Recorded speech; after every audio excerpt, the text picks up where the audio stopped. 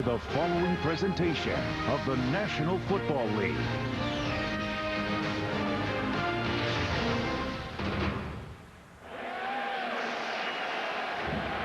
Back we come now to Lincoln Financial Field in South Philadelphia. Minnesota taking on Philadelphia. The Stars are out tonight. And to talk about two of the brightest, let's go down to the field. And Michele Tafoya. Hi, Michele. Hi, Alan. You're absolutely right. I mean, two of the NFL's most intriguing personalities collide here on the field tonight. Terrell Owens and Randy Moss are two of the top receivers in the NFL. They're also two of the best talkers, and they've been talking for over a week now about which one is the better player. I had a chance to sit down with each of them and ask them, who is the best wide receiver in the NFL? If we go out there and we win or we lose, that's still not going to waver my decision as me saying that I'm the best, because I'm always going to feel like I'm the best, and I'm going to go out there and play like I am. I don't think that T.O. can really do the things that I do. And I think that I can do the things that he does. And my numbers, turn on the highlight films, you turn all that stuff on and compare me and him. 84 speaks for itself. Well, both have delivered big performances on Monday Night Football. Owens has caught a touchdown pass in each of his last 5 Monday night games. If he catches one tonight, he'll tie Jerry Rice's Monday Night Football record. And Moss has scored 10 touchdowns in 8 Monday night games. He's the only player to average more than 1 touchdown catch per game on Monday nights. And hold on to your cheesesteaks, because Randy Moss is mic'd up tonight, Al. And that will be a treat, because Randy Moss has a lot to say before the game, after the game, and tonight during the game. And we're going to see a lot of old 84, as he calls himself, and 81.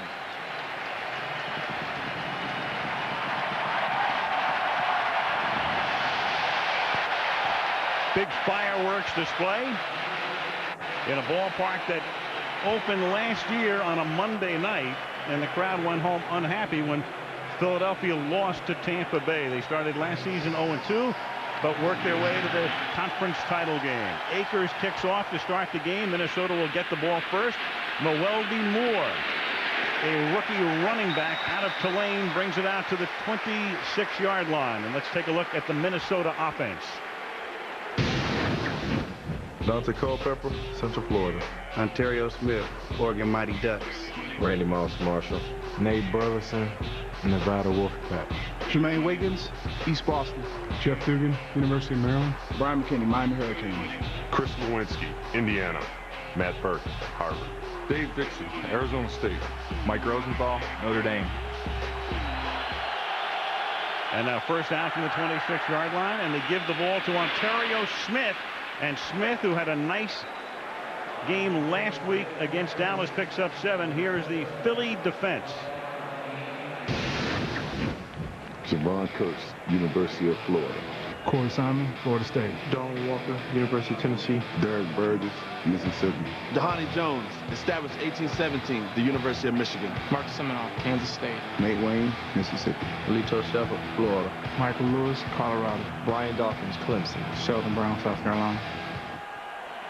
Second down and 2 now from the 34-yard line. Culpepper quickly outside to Moss, and his first pass to Moss is for a short gain, and he's run out there by Lito Shepard. You know, that's one of the things they want to do, Al, is get the ball to Randy Moss early in the game. And this time you see him out here, and it's just going to be a quick type of thing. He started over in the left side, came in motion to that position. The corner is off him. They know that they only need 2 or 3 yards for a first down, so they can hit him with that quick pop. Moss last week was limited to 27 yards receiving, though he scored 2 touchdowns, and he threw a ball for 37 yards. Culpepper, after the play fake, rolling to his left and throws for a first down to Richard Owens, who had crossed the yellow line. As you see it, they're going to give him forward progress, and Owens is a rookie out of Louisville who picks up the first down tackle by Brian Dawkins. You know, you start your coverage towards Randy Moss, so then you fake the run to the side Moss is on, bootleg out to the other side. Now you're not only throwing against pursuit, but you're also throwing against the coverage, because the coverage is rotating to this side here, and then you fake the ball to this side and bring it out to the back side. You see what they're doing to Randy Moss up there on top? They got him short, and then they have a guy over the top. They are not going to let him beat him deep. He is a guy who will get the attention of the defense on every play in every game. 1st and 10 from the 48-yard line. Culpepper buying time. Guns it over the middle. Caught at the 36-yard line by Randy Moss, and he picks up 5 more. So 3 consecutive first downs to start this drive. That good for 22 to Moss. They have his slot on that side. They put Randy Moss in the slot. You know, we've seen him line up in the left side. We've seen him on the right side. Here he's going to be here. He's just going to come up and run an in right here behind the zone. You see, he'll come up, gets behind that zone right there, gets in that hole between the linebackers and the secondary, always works back a little to his quarterback. Vikings have already picked up 44 yards on the game's opening drive. Back to the ground to Ontario Smith, looking for room. And the second-year back out of Oregon picks up 3. Michael Lewis makes the tackle. Ontario Smith was suspended by the National Football League for violating the substance abuse policy, but he appealed. It's our understanding they're going to hear the appeal in early October. Then they can set him down for 4 games if he doesn't win the appeal. In the meantime, it enables Michael Bennett, their #1 back and one of the fastest guys in the league, to get healthy. He had a sprained knee, so if Smith has to go on the suspended list in October, at least the Vikings at that point get Bennett back. Good timing in terms of how this appeal comes down for Minnesota. 2nd down and 7 from the 27-yard line as Culpepper to the outside hits Jermaine Wiggins, who's played in the last couple of Super Bowls, once as a Patriot and last year as a Panther. And like you say, Mike Tyson was telling us last night that he doesn't want to bring Michael Bennett back too quickly, so he's going to wait until after that bye, and he's not going to bring him back until the Houston game. So he has Smith ready to play next week against Chicago. Then they're off, and then if Smith gets suspended, Bennett comes back for their 4th game in week 5. 3rd and 4. Good part of the crowd to its feet. Culpepper under pressure, gets it away, and the pass is incomplete. Nate Burleson, the intended receiver. Javon Curse put the pressure on that time. Javon Curse really got off the ball quickly. Now we know that they're always going to do something to Randy Moss, and they're going to have him short. They're going to have him deep. Sometimes they'll even buzz a linebacker out to his side. But here he is right here in the slot. You see they have him short, then they have 2 men deep. They are not going to let him get deep. Now he can run above that linebacker and in front of those safeties, but he's not going to get deep with those safeties. Here's a little history. Morton Anderson, a 42-yard attempt, and Morton Anderson is good from 42 as he's just tied George Blanda for most games played in the National Football League. 340, and Minnesota has the early lead. Tonight provided by Goodyear on a perfect night. Clear skies, light breeze, 61 degrees. Full house in South Philly, 3-0 Minnesota. And Aaron Elling, who was with the Vikings and last week kicked for Tennessee, comes back to Minnesota for the kickoffs. And this one's a short one. Reno Mahe from the 14-yard line brings it back out to the 29. So Morton Anderson, who's 44, who was cut by Kansas City, has been kicking since '82. I mean, you think back to when he started, he was playing with Archie Manning in New Orleans back in '82. And then there was Blanda, of course, who was cut by, well, he was cut by George Hallis is what you're trying to get to. In 1 year, right? Early, yeah. And then later cut by Meir. He would have had another year, and Morton Anderson would still be chasing him. Knowing George, if he could, he'd get back and try to reclaim that record. First down from the 28-yard line.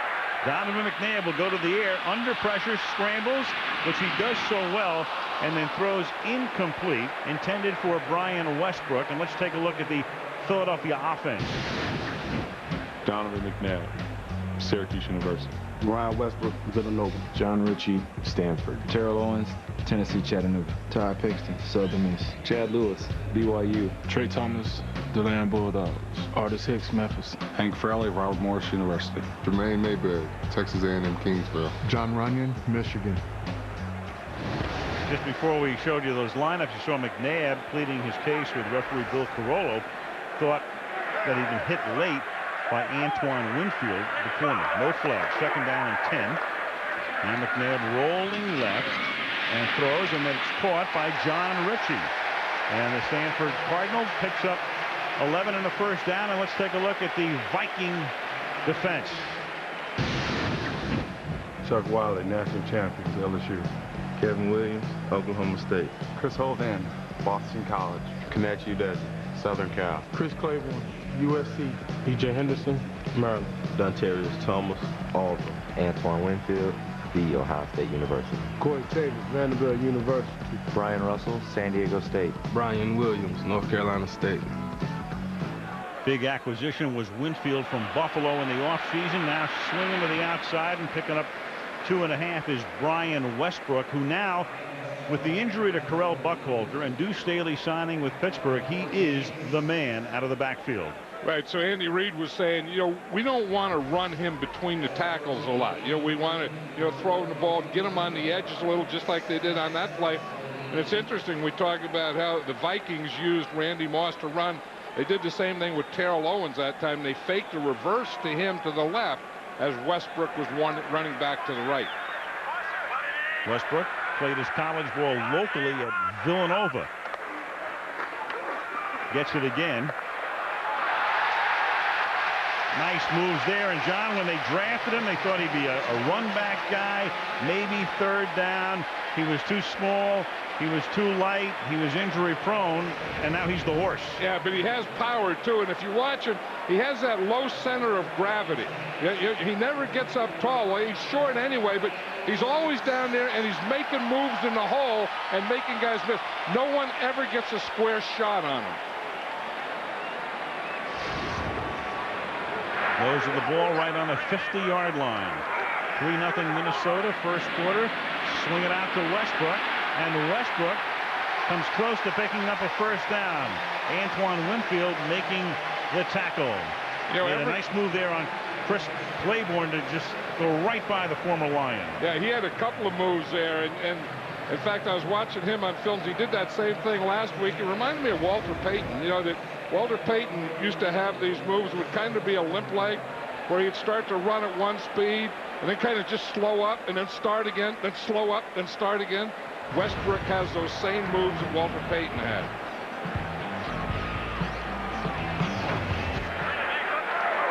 Second and 1. They give it to him again, and he picks up the first down as Kevin Williams makes the tackle at the 39-yard line. So Philly on the move with 8.5 to go in the period. Last year they had Brian Westbrook listed at 5'8" and 3/4. And then in the offseason he said he wanted to be 5'10". So this year it says 5'10". And then Donovan McNabb said, yeah, when you get to be 5'10", then you can always say, how tall are you? Oh, 5'10", 6 foot. And that's what Westbrook is doing now. Checking out from behind. Meanwhile, Kevin Williams took a knee to his head. He comes off for at least one play. McNabb fires over the middle, and the pass is incomplete, intended for Owens. Owens, the big offseason acquisition. He was disenchanted in San Francisco. By the end, it was time for him to go. It was time for Garcia to go, and Jeff went to Cleveland. Then the 49ers tried to trade him to Baltimore, but it was a contractual snafu and all of that. And then they were going to go to a special master about the contract. Anyway, Philadelphia stepped in. It turned out to be a 3-cornered situation, and the big beneficiary, the Eagles.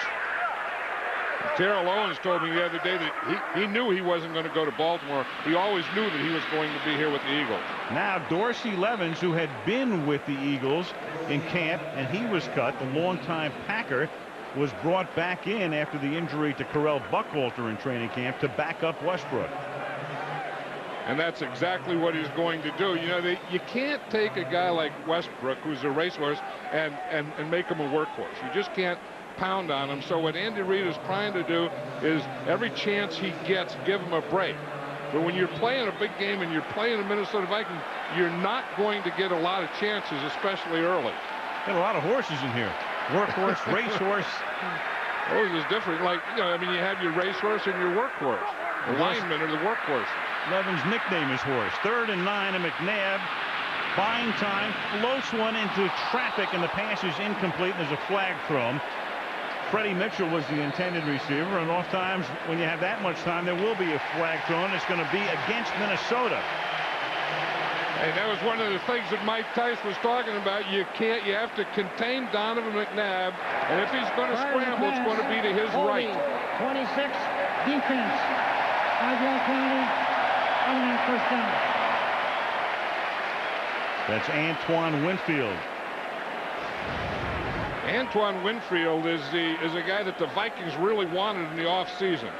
You know, he's not a big guy, but he's a real tough guy. And you see him get up there, and he gets that jam early. You see he's up there, and he gets the jam right there. He's okay. I don't know that there's anything wrong with that. I thought that was okay within 5 yards, didn't you? I didn't see what they saw. So Mitchell slip, and then got his hands on him. McNabb was out of the pocket, so I don't know what that call was. Brian Westbrook picks up about 7 off a John Ritchie block, taking it to the 25-yard line. That's not a bad place to run off a John Ritchie block. John Ritchie is you know, a good lead blocker. You know, you're not going to run him a lot, and he's not going to catch a lot of passes, although he can catch passes, but he's a good lead right there. You see him, he gets into his guy, kicks him out. Westbrook is right in behind him and just cuts right off his lead block. First down at the 25-yard line. This drive began at the Philadelphia 28. 3-0 Minnesota with 6.5 to go in the opening period. And McNabb to the right side hits Westbrook at the 20. Slips a tackle, takes it to the 11-yard line. So Westbrook has carried 4 times for 22 yards, caught 2 balls for 22 yards. And Antoine Winfield is the guy who couldn't make the tackle on him. Well, they catch him on a blitz. They bring Chris Claiborne, the linebacker. You see him come, number 55. You see him come from the outside, and Westbrook, instead of blocking him, he goes up like he's going to block him, just fakes, and there's no one to cover him. That was good pass protection by the Eagles offense. 1st and 10. Now they split Westbrook wide to the left. There he is at the top of the screen. Nobody in the backfield. McNabb throws over the middle and underneath, and it's caught by L.J. Smith, the tight end. Touchdown.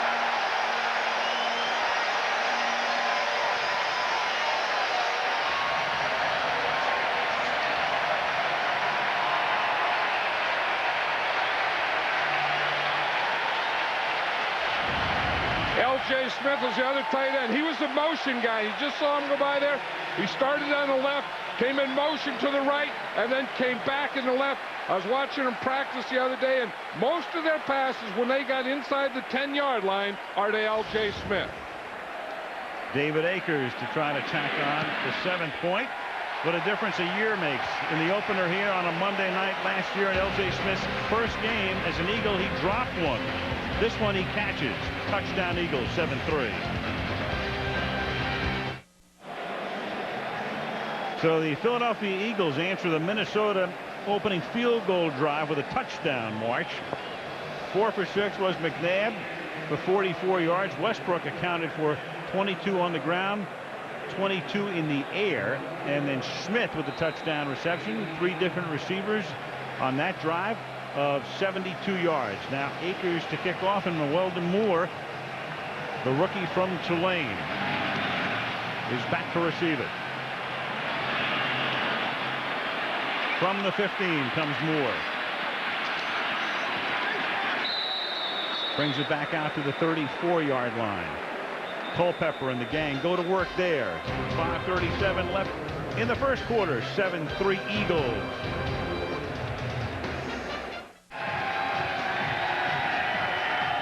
Philly on top, 7-3. Minnesota gets a nice break yesterday when Chicago knocks off Green Bay. Detroit, though, goes to 2-0. So Minnie trying to go to 2-0 and stay on top with Detroit. Philadelphia winning last week, trying to go 2-0 after beginning last season. 0-2 with 2 home losses. And there's a flag before the snap. So Carollo was the referee. Prior to the snap, ball starts, 75, offense, 5-yard penalty, still first down. Mike Rosenthal. Mike Tice took over in the final game of the 2001 season. Remember, Dennis Green was about to get fired, but instead stepped down before a Monday night game in Baltimore. Tice had a rough 2002 season as the team tried to rebuild, and last year they were 6-0 at one point. But down the stretch, the collapse in Arizona and home for the holidays. 1st and 15, Culpepper with that shoulder turn to avoid the sack. Hurst put the pressure on. 2nd and 15. Randy Moss is mic'd up tonight. I'm going to challenge this crowd tonight. Y'all better believe that. I want everybody watching tonight. This Monday Night Football, boy. Ha! Ha! Ha! Ha! Ha! Ha! Yeah! Let's go! Let's go! We're coming to get a victory, and we're going back home. There we go. Box on 3. 1, 2, 3. He has always been demonstrative, but more in a team leader kind of way now that he's in his 7th season. 2nd and 15. There's a flag from the umpire, normally meaning offensive holding. But John, I mean, through the years, you know, you can always count on Randy, and he said some crazy things and got into some trouble and was fined and all of that. But you can see where you develop in your 7th season when you're a guy like Randy Moss into a guy that the teammates respect. And they do. I mean, because he is a leader on the field. I mean, if you're going to be the go-to guy, if you're going to be the star. Offense, 10-yard penalty. If you're going to be all these things, at some point you have to accept that responsibility. And I think that Randy Moss is starting to do that. You know, that it is a team game. It's not all about you. It's not all about how many balls you catch. You have to block. You have to be a decoy. In fact, Dante Culpepper was telling us last night that, and he means it as a compliment, he said Randy Moss is the best decoy in all of football. Which is a major compliment. 2nd and 25. That holding call was on the center, Matt Burke. Ball back at the 19-yard line.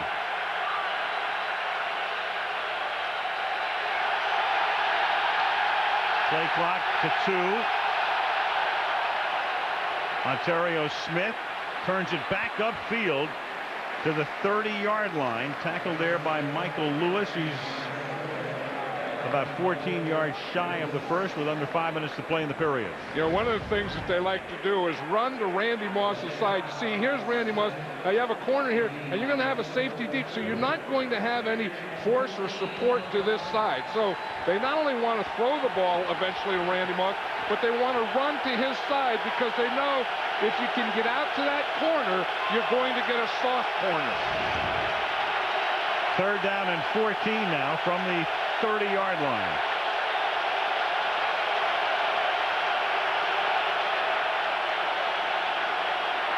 A lot of time, and now the secondary does a good job. They're able to get to Culpepper, but then he gets it off to Richard Owens, but a little short of the first down, as Owens, with a flag down on the play, is able to take it to the 43. So it was a yard shy, and we'll see about the call. I tell you, Sheldon Brown on that play was covering Randy Moss man-to-man, and he did a heck of a job. There was no lane or no place to throw the ball to Randy Moss. You have to like these two corners. I mean, they're young guys, but I'll tell you, they're tough guys, and they're very scrappy. Prior to the pass, holding, 29, defense, 5-yard penalty from the previous spot, automatic first down. That's Roderick Hood, who comes in nickel and dime, so the backup defensive back gives them a first down. And you see him right there. He grabs with his right hand. So, again, you can jam the guy in those first 5 yards, but you can't hold him anywhere. 1st and 10. John talking about the corners, Shepard and Brown. They were each drafted 2 years ago because Bobby Taylor and Troy Vincent, who were here and played so well for so many years, are both gone. So the kids take over, and Culpepper is able to float one over the middle and into the arms of Jermaine Wiggins, who's covered by the middle linebacker Mark Simino. First down in Philadelphia territory at the 44-yard line. You know, there's no one that does this better than Dante Culpepper, is step up and throw. You know, like some of them will step up, but watch Dante Culpepper. He'll start to run up. He'll get back in the pocket, start to run up in the pocket, and then throw the ball. 19-yard gain. Ball at the 46-yard line.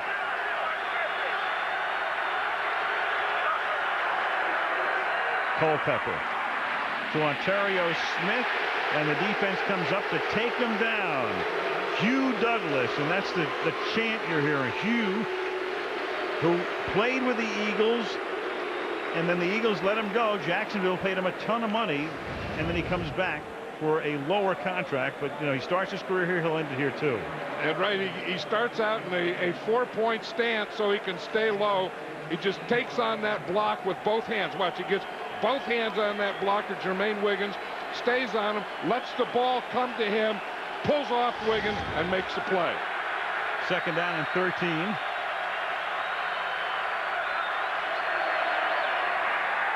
Culpepper, Wiggins, and Wiggins is a yard shy. You know why I love the Philadelphia fans, and in every sport, they get every subtlety. When they chant Hugh Douglas's name, normally when you go you or whatever, it's a play that the guy makes in an open field, and there's no question he makes it. But Douglas is, he made a nice play with about 3 other Eagles there, but all 70,000 people spot it and call you. Yeah, and that's the way they are. I mean, they not only love their football and love their team, but they have passion for everything that they do. These fans get into it like no other fan. Yeah, they get it. They really get it. Every nuance. Third down and 1 from the 37-yard line. And they give it to Burleson, the wide receiver, taking it from Moss after everybody had converged to the middle, and that is good for a first down. I thought Jerome McDougal was offsides for the Eagles. I did too. It looked like right there. It looked like someone jumped there. In fact, he did jump there. They just missed that. Now this is an end around. A reverse is when you hand it to one guy and then he hands it to the other guy. This is just the end around. And here, again, you want that soft corner. You want those guys where they're going to double, and you run at those guys because they're concerned with Randy Moss. Eagles show blitz. They run it through the Vikings, and Smith takes the ball to the 25 as we tick down under a minute in the first quarter. Nate Wayne making the stop. Mike Tice, who played in more games than any current coach in the National Football League. About a quarter of the coaches in the league were players, and Mike now in his 3rd full season. Last year, that 9-7 mark in the final year of a contract. Mike at the moment is the lowest paid coach in the league, but if they have a lot of success this year, that won't last. He's about $750,000 right now, which is 32nd out of 32. And third down and 7, that's caught Moss, and Moss will step out of bounds. It was a second down play, and Moss picks up the first at the 15-yard line. Yeah, it was interesting. Randy Moss starts over here in the left side, and I think he started to run a slant pattern. Culpepper doesn't throw it to him. Watch, and then he's going to come up, and he just keeps going across. See, I think at first there was a slant, and then he saw that zone, and he just kept running, and caught it over on the other side of the field. Of course, at some point, you don't have to run out of bounds. You can turn that thing up. I think he felt that he had a first down. Vikings scored first, got 3 on the board. Philly answered with 7. Now the Vikes are marching again. End of 1, 7-3 Philadelphia. Monday Night Football resumes after this message and a word from our ABC stations. Back in Philadelphia, Al Michaels, John Madden, and Michele Tafoya. Week 2 Monday Night Football. Hot matchup. Eagles on top 7-3. No punch in the first quarter. We don't figure to see too many punts tonight. We can look for Marcus Robinson here. In fact, Dante Culpepper was telling us last night that when he gets down here in the red zone, he likes to go to number 87, Marcus Robinson. Robinson, longtime Bear. Last year played in Baltimore. Culpepper stepping away and runs out of bounds at the 13-yard line. Again, Randy Moss is mic'd up. Yeah, hey, Lenahan. Hey, we get down in this 20-25 and in, they're bringing that safety. Brian Dawkins cannot jump with me. I promise, when you put it up and you see that yoke, you can't do nothing but get your roll on. You can't do nothing but get your roll on. He calls his offensive coordinator by his last name. He calls himself Moss. Yeah, or 84. and get your roll on. This is where you want to get your roll on in these next 2 downs. 2nd and 10. Underneath, there's a flag, and Ontario Smith takes it to the 2, but the flag is a flag down on either side of the line of scrimmage. Culpepper indicating it's going to be against Philadelphia. You know what Randy Moss was talking about? He said when Dawkins comes over the top, he wants Offside, Culpepper. 53, defense. That penalty is declined. Result of the play, first down. He wants Culpepper to throw the ball high to him because there's no way, he says, that Brian Dawkins can jump with him. Now, the situation they're in here now is goal line offense, so this isn't the situation that Randy Moss was talking about. 1st and goal from the 3. Smith. Let it be officially recorded that Javon Kearse's first sack as an Eagle 2 plays ago when Culpepper was flushed out and he goes out of bounds for no yards. It goes into the books as a sack, and Kearse gets it. So there are when you're waiting sacks for your first one, you'll take it any way you can. Yep. In the books. Because until you get that first one, whether it's a win or a sack or whatever, you never know if you're going to get one. Here's where Dante Culpepper is very dangerous as a runner. 2nd and goal, and there is Smith, and he gets taken down. Mark Semino was able to stand him up. He's the first guy to hit him, and that stops him at the 1-yard line. 3rd and goal upcoming. That was a good call by Jim Johnson, the defense here. It's a run blitz, and you're going to see Semino is right here. And you see they just go a split 6 and they just sell out. They have one linebacker in one A gap and the other linebacker in the other A gap. Jim Johnson put his defense exactly where the Vikings ran the ball. Crowd rises as 1. 2 minutes into the 2nd quarter. 3rd down and goal from the 2-yard line. Culpepper out of the shotgun. Stepping up. Can't get in. Stopped inside the 1. Dawkins and Lewis come up.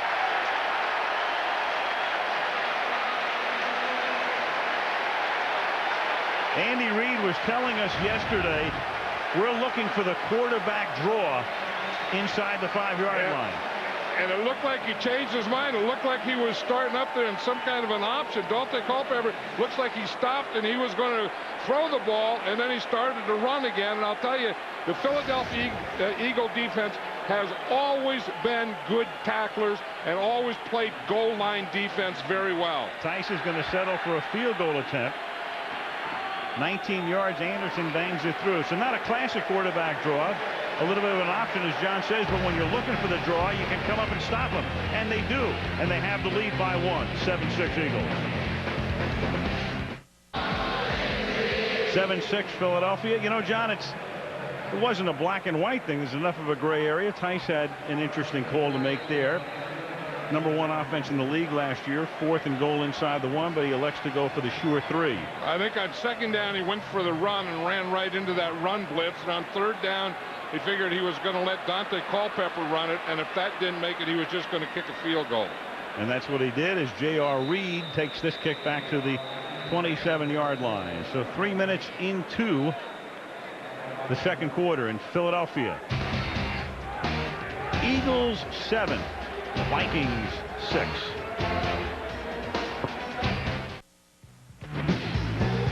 ESPN on Sunday night at 8:30. The Tampa Bay Bucks head west to take on Oakland. Brad Johnson came out of the Bucks game yesterday, replaced by Chris Sims, but John Gruden saying today it will be Johnson. Mike Rosenthal, the right tackle for Minnesota, is being carted off. We'll get a report on him as Donovan McNabb on the first play of this series hits Owens, and Terrell Owens makes his first catch of the night. The former 49er takes it up to the 43-yard line. It's a 15-yard gain. Yeah, we were talking to Ted Cottrell, the defensive coordinator of the Minnesota Vikings. He said the biggest thing with Terrell Owens is tackling him. He said, you know, he's going to catch his passes. He's going to get open and he's going to catch him, but when he does catch him, we have to tackle him right there. The Vikings did a good job of that. College ball at Tennessee, Chattanooga for the 30-year-old Owens from the 43-yard line. This is Brian Westbrook for a gain of 1. Terrell Owens coming over here, and we talked about that trade originally to Baltimore, but he didn't want to go there. He wanted to come here with McNabb. And Andy Reid, you know, talked to a number of people around the league, including Greg Knapp, who was the offensive coordinator at San Francisco and is now with Michael Vick in Atlanta. And there was that famous scene where Owens is berating Knapp on the bench in San Francisco, but Knapp said, he's all right. You're going to like this guy. 2nd down and 9. And it's caught out here by Chad Lewis, who comes very close to a 1st down at the 48-yard line. The Eagles, over the past couple of years, had trouble with the wideouts. And take a look at that. Their leading wide receiver last year, 49 catches, James Thrash. And you can see what Owens has done on the left compared to what the Eagles' leading wide receiver has done on the right.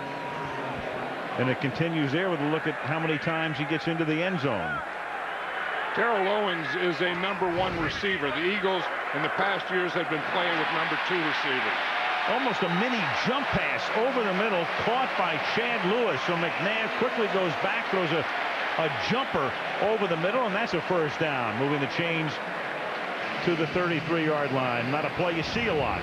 You know, you'll see that in Donovan McNabb, though. You know, he was a basketball player at Syracuse, and you see a lot of basketball mixed in with his football quarterbacking. You see the blitz coming up the middle, so he knows that he's going to have the tight end right where the blitzer left. Ball away jumper. That's exactly what it is. 33-yard line. McNabb over the middle, a little off balance and incomplete. Crowd wants a flag, so does L.J. Smith. None. 2nd and 10. You're talking about Terrell Owens wanting to come here, and again, because of Donovan McNabb. I mean, he felt that Jeff Garcia at San Francisco couldn't get him the ball, couldn't throw it deep. He wanted to go to a place where a guy could throw the ball and could throw it deep, and he has the guy here in Donovan McNabb, and they seem to be getting along fine. But Terrell Owens is so big and so strong and so powerful. I'll tell you another thing about him. He has a great work ethic. 2nd and 10. Little toss back to Westbrook. Slips 1 tackle, but not the second, though he does come close to the 1st down. He's about a yard and a half shy. Tackled there by Brian Russell. We're talking about Owens, John, and, you know, phenomenal physique, tremendous work ethic. Andy Reid's at 2% body fat. I don't know if that's right or wrong, but you get the point. And yet, remember we had this meeting with him last year in San Francisco? He comes into the room with a bag of potato chips. Go figure. Yeah, well, you know, when you're young like that, you know, you can put a lot of things in your body because you're working so hard and you have that young metabolism and all that stuff. He won't be eating like that and looking like that 10 years from now. 3rd and a deuce, and that's caught over the middle, and a 1st down there as Greg Lewis makes the catch, and he picks up a 1st down at the 20-yard line. When you get guys like Owens and Kirshner, you and I were talking this week about you can have a hangover after a bad game at the end of a season like Minnesota had against Arizona, or if you keep getting to the championship game. You know, you would think, remember what happened like in the Super Bowl to Oakland the following year, losing to Tampa, but you don't see that with this Philadelphia team. No, and I don't think that Andy Reid is that kind of coach that's going to let it happen. I mean, he knows that he's very close. He doesn't want to foul that up. He just wants to improve it a little, and I think that's what they've done. Pass incomplete, intended for Chad Lewis. Of course, when you lose 3 championship games in a row, there are people who want you out. So there are all kinds of like rumors that Reid was in trouble, and Jeffrey Lurie, the owner of the team, said, yeah, he's in so much trouble we're going to extend his contract about 4 more years. And I agree with Jeffrey Lurie. I mean, when I heard Andy Reid is in trouble for losing 3 championship games, I said, that's the dumbest thing I've ever heard. If you're going to fire someone, you fire the guy that wins 2, 3, 4, 5 games. You don't fire a guy that year after year gets you to a championship. You don't make him a scapegoat. 2nd and 10. Westbrook for a gain of 3. Let's check in with Michele.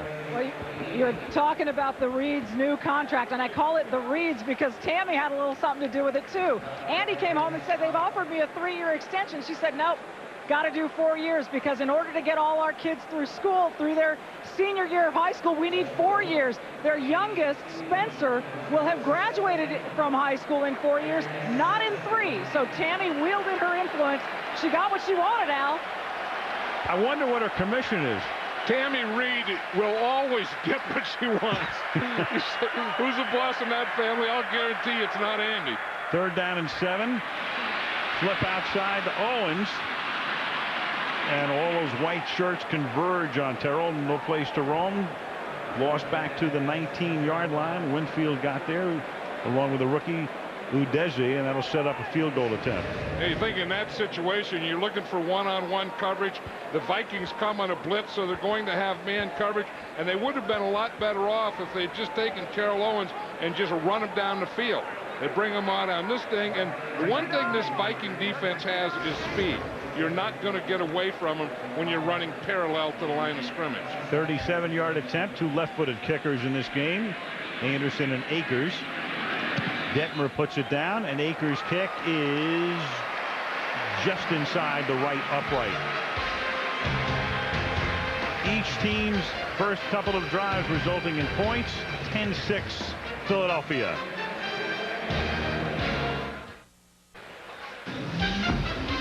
When the Cowboys meet the Redskins, it's always a beauty. And that's your game next Monday night. Bill Parcells and the Dallas Cowboys, Joe Gibbs, and the Washington Redskins from our nation's capital. Head-to-head, Parcells leading in that series 10-6, and Bill has won the last 6. So we'll see about next Monday night. Cowboys coming off a win over Cleveland. Redskins losing to the Giants yesterday and turning it over 7 times. Did you see Parcells yesterday? He was wearing a visor. He is not a visor coach. No, he's not. I've never seen that look on Bill Parcells before. Noel DeMoore, I mean, you can take merchandising to a ridiculous degree. Bill, next Monday, no visor. Concur, John? Right. Maybe he has to wear that to keep all the brains in. How about a Stetson?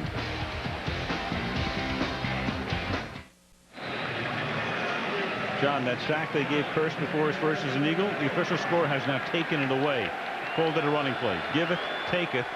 Kearse still doesn't have a sack as an Eagle. He's still looking for his first sack, and he's not going to get it now because he's not in there. Not at the moment, but he's going to face a new right tackle on 1st and 10 when he does come in. The pass is dropped. Rosenthal is out. Adam Heyer is now in at right tackle, and the story on Rosenthal now as we go to Michele. Yeah, you're right, Al. He is out, Rosenthal, with a sprained right foot. His return is doubtful. He had signed a 6-year deal right before the season began and put this on top of the loss of Jim Kleinsasser last week, and this hurts the Vikings' pass protection. Al? And a look at Rosenthal right there and how this happened. Yeah, he was just blocking Javon Kearse, and Kearse just took him straight back, and it looked like his foot collapsed. 2nd and 10, and Culpepper is a tough dude to bring down, and the pass is incomplete at the 50-yard line. He tried to get it to Moss, and Lito Shepard was there covering. When you try to bring down Culpepper, as McDougal did there, you're looking at a guy who's 264 pounds. Right, so he's as big as a lot of defensive ends and linebackers, and they go and tackle him, or they go to tackle him, and they just bounce right off him. The thing that they do, though, with Culpepper is they will try and strip him. They will go after the ball because he will fumble. 3rd down and 10. Culpepper out of the gun. Culpepper on 3rd and 10. Flushed out across the field, across his body, a dangerous pass. And he's lucky that Michael Lewis didn't pick it off and run it back a long way. Yeah, that's one thing they always tell you. If you're rolling to your right, if you're rolling right or left, don't throw the ball across the field or across your body. But if you weigh 264 pounds and you're a quarterback like Dante Culpepper, you can get away with it. But not a lot, because you leave that ball in the air a heck of a long time. First punt of the game right now. Darren Bennett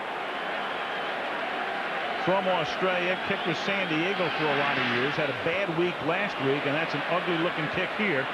Short. Mahe goes back to field it at the 35-yard line, and he's met immediately at the 37-yard line by Larry Ned. Tick under 6 minutes to go. Opening half as the Eagles towel off. And they're on top. Philadelphia 10, Minnesota 6. Culpepper on the headphones, looking at the chart, looking at the pictures. Dante 8 out of 13 for 92 yards. McNabb with very similar numbers, 8 of 12 for 88 yards. You know, Andy Reid has a different look this year too, doesn't he, with the glasses? Glasses? He said in a game against New England, he said he looked down at his play menu, as they call it, and said he couldn't read it. Also a little overdressed for 61 degrees, but a good play call right here off that chart. Brian Westbrook fumbles the ball, and the Vikings recover before it goes out of bounds. Lost the ball. It started to bounce out of bounds, and then Brian Russell is right there to alertly recover for Minnesota. And Brian Westbrook is saying that he was down before the ball came out, and like, we're probably going to have a challenge, because every time you have a fumble now, you tend to have a challenge. First down. So that ball was punched out of there, though, before anything went down. Brian Williams punched it out. Brian Russell recovered it. Now, before Reid would challenge this, the coaches are looking at it upstairs, and somebody's got to make the call and say, Andy, challenge it, but nobody's done that yet, and they realize that it is a fumble. Right, and no one should do it, and no one has done it. From the 43-yard line right now, it is a botched handoff as Culpepper got too close to Ontario Smith, but Minnesota is able to recover it. Sam Rayburn was able to knock it loose. Culpepper got too close to Smith on the handoff, but Minnesota is able to recover the football. You expect these things to happen in the first couple of minutes of a game, not the minutes just before the half. It's usually when, you know, teams are all fired up and they're a little too excited, things like this happen. Watch it here. Dante Culpepper is going to start out, and you see he looked.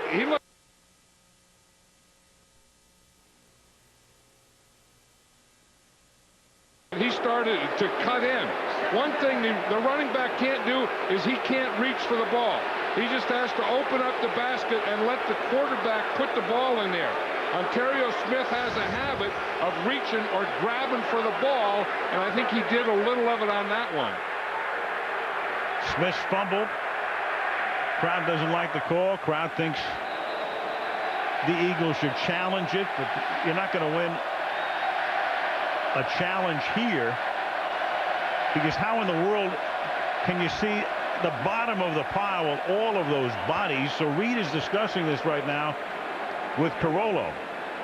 I mean, you could challenge this, but there was such a pile, and the head linesman came in right away and said possession of the ball belongs to Minnesota. And how in the world, with 100 replays, even with a replay from a golfer's angle, could you tell? That's what we need. Did you watch the Olympics?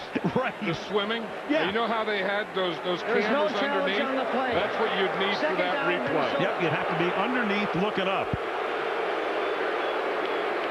So they went over, and then Reid had thought about challenging, but Carollo said, well, you know, you're going to not win this. Second down and 6. There's no evidence. It was ruled a fumble, recovered by Minnesota. No challenge. Second down and 6.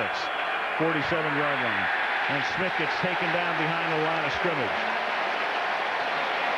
Dhani Jones comes in there.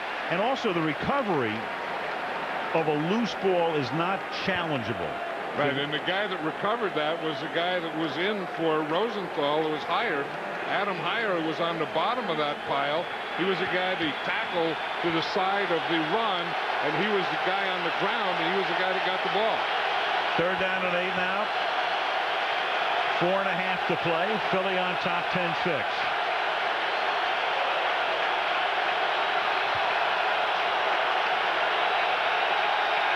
And Culpepper, he was trying to take a timeout, and he does.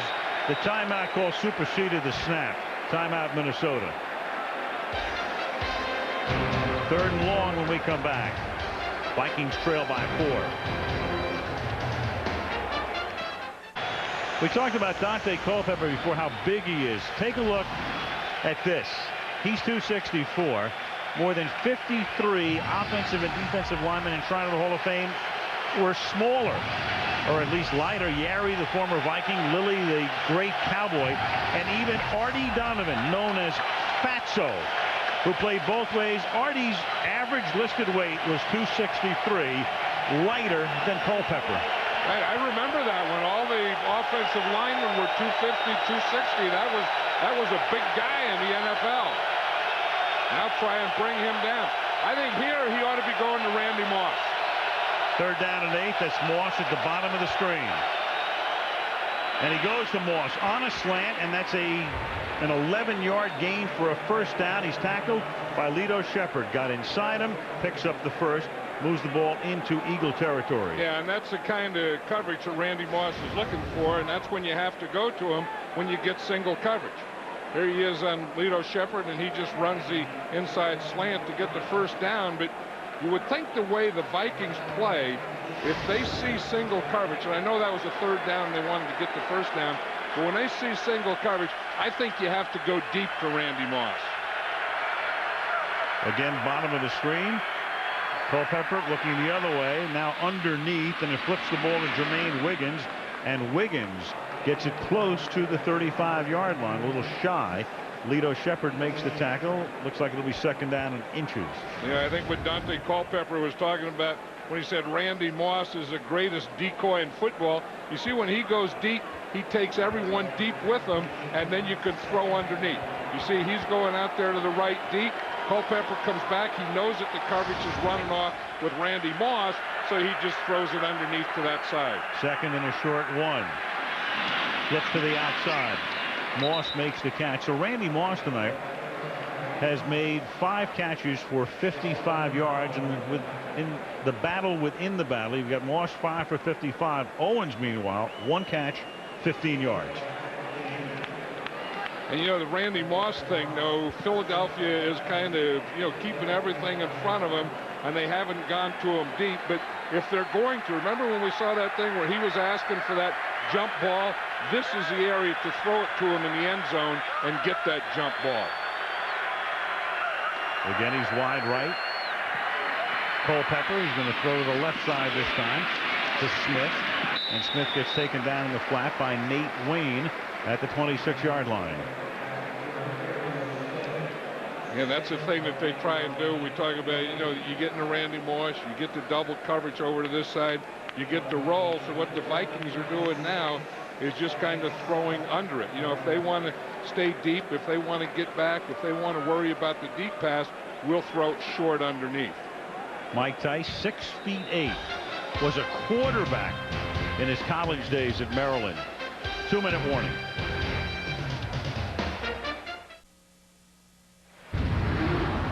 Lexus halftime show coming up. Good feature. Mike Tice gave our crew great access this week. 7 days to Monday night with Mike. On the road, where the noise on the road has posed some challenges to us, especially with the O-line. We need to grow up and get through that. You'll see Mike Tice at work behind the scenes. A look at how the Vikings prepared for this, and right now they're preparing for the 2-minute drill. It is 2nd down and 7 at the 26-yard line. Philadelphia up by 4.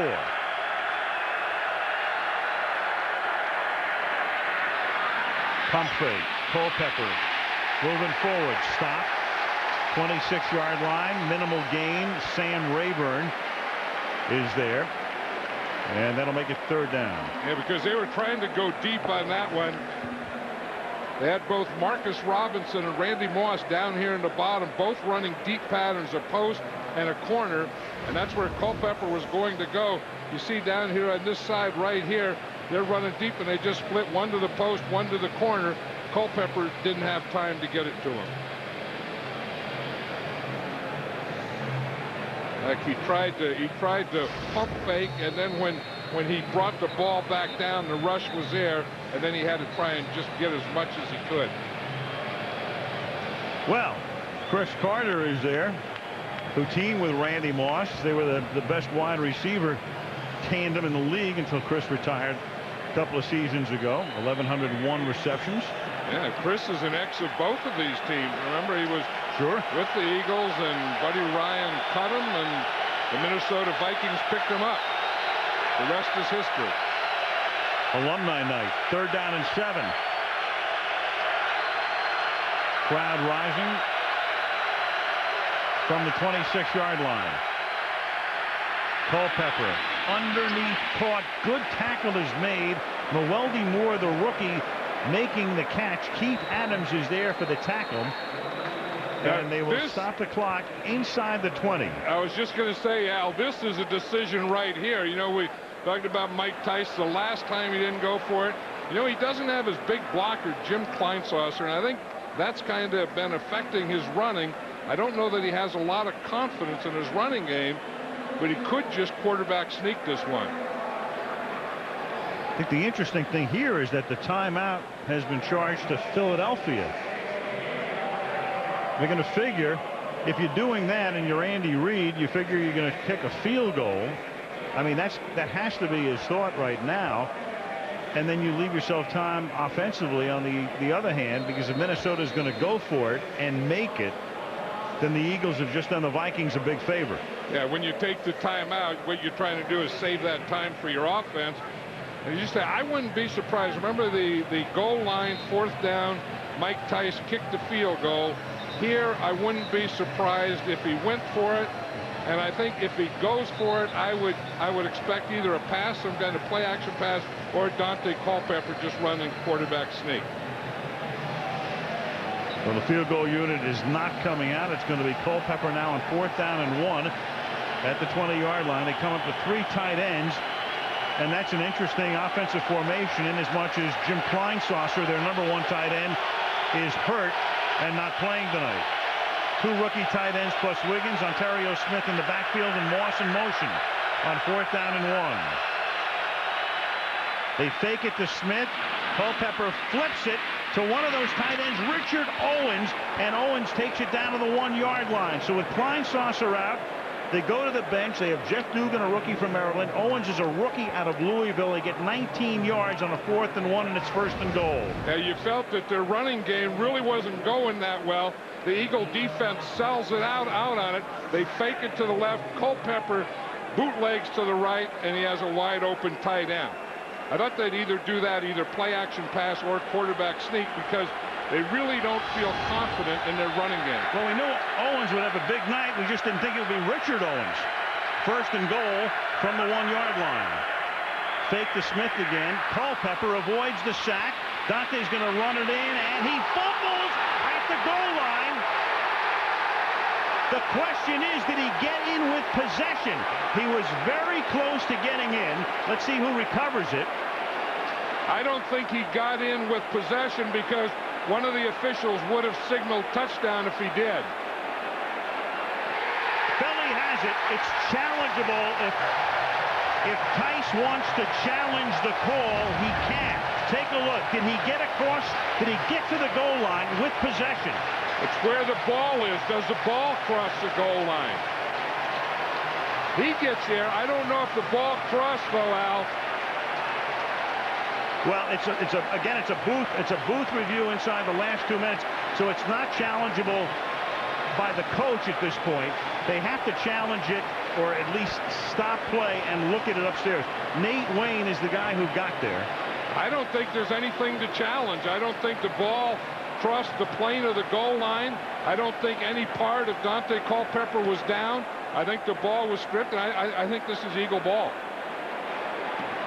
It's not, you know, when a touchdown is just getting the nose of the ball to the front of the goal line. That would be good enough. Right. Any part of the football, if it breaks the plane of the goal line, it's a touchdown. I don't think that any part of that football did. No stoppage upstairs at the 4-yard line. McNabb now runs out of bounds at the 9. We got to do some housekeeping here. Monday Night Football being brought to you by Southwest Airlines, proud sponsor of the NFL and official airline of Super Bowl 39. Rocky Mountain Cold Coors Light, the official beer sponsor of the NFL. Snickers, home of the weekly Hungriest Player Award. And the new 2005 Lexus RX, continuing to put the world on notice.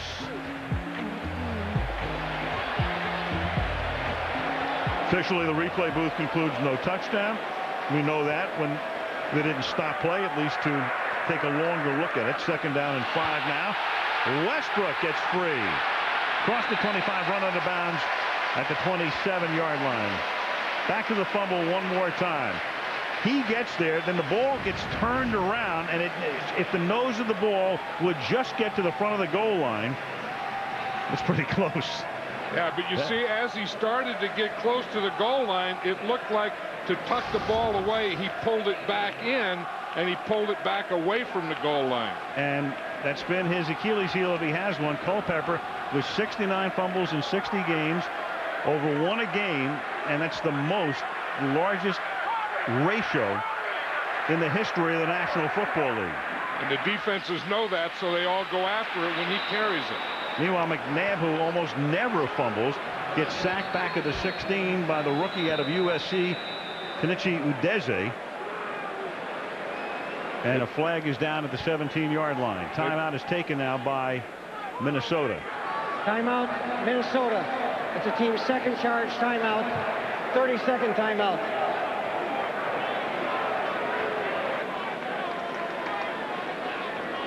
Meanwhile, Nate Wayne was the man who stripped that ball. Nate Wayne is the kind of guy who saves his best for Monday Night Football. He has had, as a Packer and as an Eagle, some tremendous games on Monday night. And he didn't even play last week, and he had a hamstring pull, and he wasn't sure if they were going to play this week. And you know, when Monday Night Football comes down and Nate Wayne is on that team, he's going to play that night. And not only play that night, but play very well that night. Take a look at that. 4 picks, 3 fumble recoveries. But really, all you need to know is this guy in 2 years has been on the horse trailer twice. That's all you have to do is just look at the old horse trailer. It's as simple as that. And then go muck a stall. 2nd and 21. That's Brian Westbrook on a screen. And he's out of bounds up at the 30-yard line, short of the first down, 17 seconds.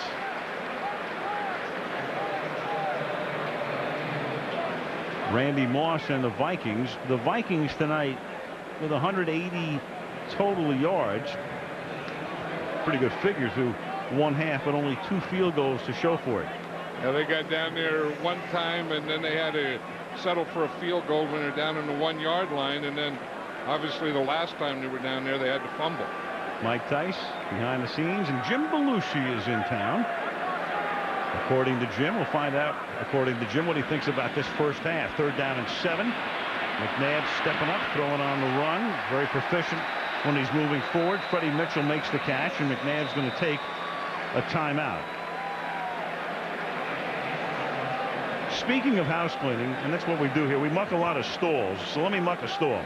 We were talking about the horse trailer last week, and the game it got to the end, and a lot's going on. So John, we forgot to put the guys on the horse trailer. So there is the starting offensive line for the Green Bay Packers, who did such a tremendous job last week. Amon Green had a great night in Carolina.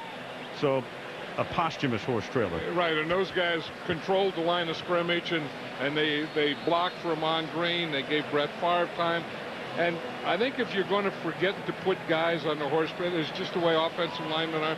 They would expect to have been forgotten. They're anonymous, right? Yeah, they are. I mean, they don't talk. They don't get talked a lot about. The only time you mention their name is when they hold someone, and then they finally make the horse trailer. They try all their life to make the horse trailer. They finally make it, and lo and behold, they don't get on television. But boys, there you are. We'll see you in every stop between Philadelphia and Washington this week. That's incomplete. It'll be 2nd down and 10. It's a good thing they made the horse trailer last week, because they had a few problems yesterday against the Chicago Bears. I hope we're not going to get one of those things where, you know, you get on the cover of something and then that becomes a jinx. I hope we're not going to have the old horse trailer jinx going here. Well, you've got Sports Illustrated, you've got the Madden game, and now you've got the horse trailer. So you're involved with 2 out of 3, John. Yeah, Ray Lewis is healthy, though, Al. To this point. Played well yesterday. Yes, he did. We'll see Baltimore in a couple of weeks. Lewis and the Ravens against Kansas City 2 weeks from tonight on Monday night. Prevent defense here. 2nd down and 10. 3 defenders 30 yards down the field, and McNabb is going to launch one and look for a possible pass interference call, and launches it out of the end zone. So that fumble, the key play at the end of the first half. Philadelphia on top 10-6 at the half. And coming up next will be the Lexus halftime show, and we come back after this message from the NFL and a word from our ABC station. Philadelphia, Al Michaels, John Madden, and Michele Tafoya. You would think there would have been more scoring in the game. 180 yards of total offense for Minnesota, 179 for Philadelphia, but only one touchdown in the game, and that belongs to the Eagles. You're right, and Minnesota was down on the goal line twice. The first time they didn't go for it on fourth down, had to settle for 3 points. And then, of course, the second time, Dante Culpepper runs it in, and before he gets there, he fumbles the ball, and the Eagles get it back. Aaron Elling kicking off. Philadelphia takes the ball to start the third quarter. This is J.R. Reed. Gets a couple of nice blocks, and J.R. Reed gets it into Minnesota territory. And no flags on the field as we go to Michele. Spoke to Andy Reid coming out of the locker room at halftime. He told me that he's happy with his running game. He said turnovers are his big concern. You saw what they did in the first half. Meanwhile, Mike Tice told me he wants his defense tackling Brian Westbrook higher, bringing him down. He wants him to finish drives on offense, but he said 10-6 on the road. We're okay. We'll take that. Al? And he's got the pencil in his ear, so that means it's really okay. I love that look. Because he doesn't have the headset on. See, when the headset goes on, the pencil comes off. Brian Westbrook is a tough guy, though, to tackle high. I mean, you know, he's going to be underneath any high tackle. I don't really agree with that. McNabb under pressure, slips it underneath to Ritchie, and he gets taken down, but not before he picks up a first down to the 32-yard line. E.J. Henderson, the middle linebacker, making the stop. And let's take a look at the numbers. Not much rushing. Philadelphia with an advantage there. Vikings with an advantage in passing. But as you can see, just a 1-yard difference and one turnover for each team. And the Vikings one was critical. You know, one of the big things for the Eagles to me is Terrell Owens has only caught 1 pass. And I think for, you know, all the hoopla and everything surrounding this, he has to, in this second half, become a bigger part of this Eagle offense. Minnesota's Richard Owens has caught 2 passes. And this is L.J. Smith, who scored the only touchdown of the game. The tight end takes it for a gain of about 5 to the 27-yard line. Yeah, that's the thing I like about Donovan McNabb. You see him in a game, it's a little like Brett Favre. You know, it is a game, and you can have fun, and you can smile, and you can laugh. And Donovan McNabb, when he quarterbacks a game, he has fun doing it. McNabb coming off a game last week in which he threw 4 touchdown passes against the Giants. Owens caught 3 of them. Second down and 5 from the 27-yard line. Westbrook. Boy, nice slip moves right there. Just has a feel for it as he picks and pokes his way for a first down at the 21, and he lost the ball, but not until the play was over.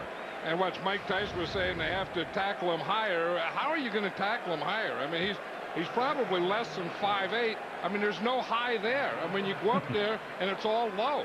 I mean, he has a very, very, very low center of gravity, and you can't get above a low center of gravity. And it's hard to get below a low center of gravity. That's why he's so good. First and 10, ball at the 21-yard line. It's a backwards pass, and Mitchell can throw it. He looks to throw it. Can't find anybody, so he flips it back to McNabb. And McNabb gets inside the 15, and the crowd loves every moment of that one. Yeah, but I'll tell you, the guy that doesn't love it is McNabb.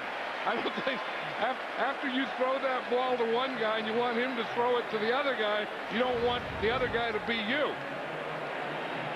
I mean, he kind of puts him out here. I mean, one thing about McNabb, he will stay in the game. I mean, he's asking for the ball here.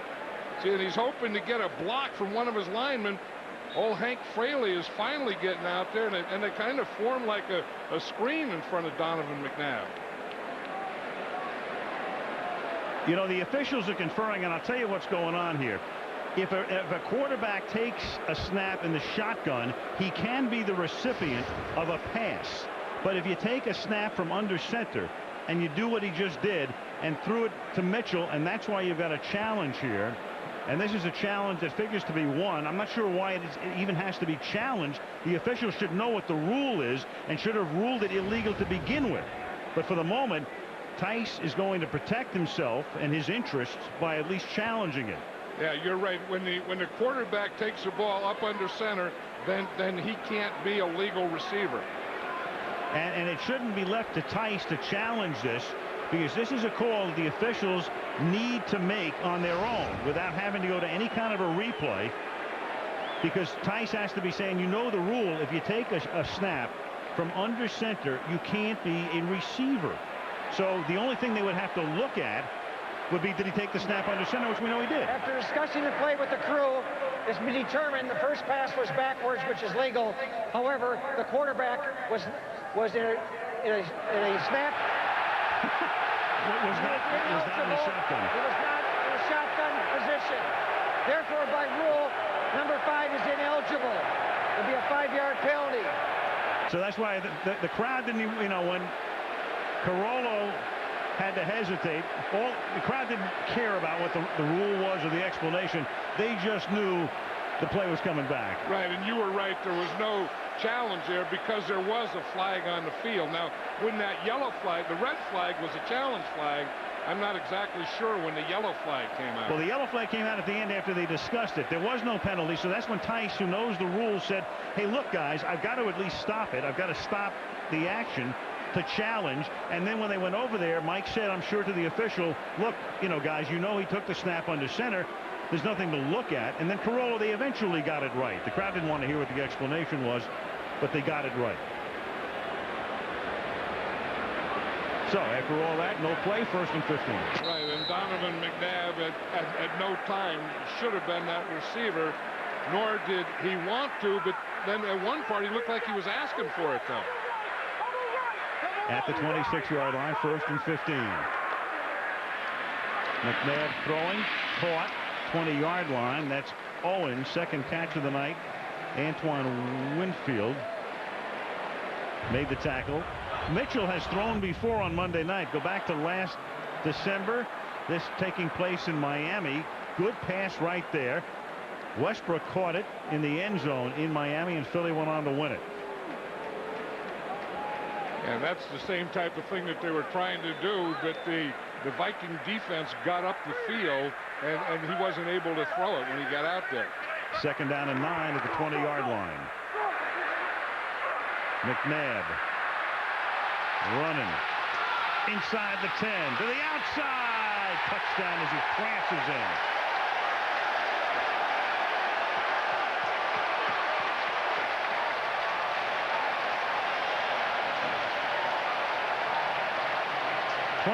And the key block was by Reno Mahe. Right, I'll tell you, it's hard to coach against greatness. What's the thing that they want to do is they want to contain McNabb. Don't let him out to your right. They had perfect containment on him, but that perfect containment forced him back into the middle. And then he just took off straight up the middle, bounced to the left and into the end zone. That's what drives the coach crazy. You teach something, you finally get it right, and boom, he takes advantage of what you taught. Akers. Last year, McNabb had 3 touchdown runs, all 1-yard runs. This one for 20 after a 46-yard kickoff return gave the Eagles good position. They lead by 11 at home.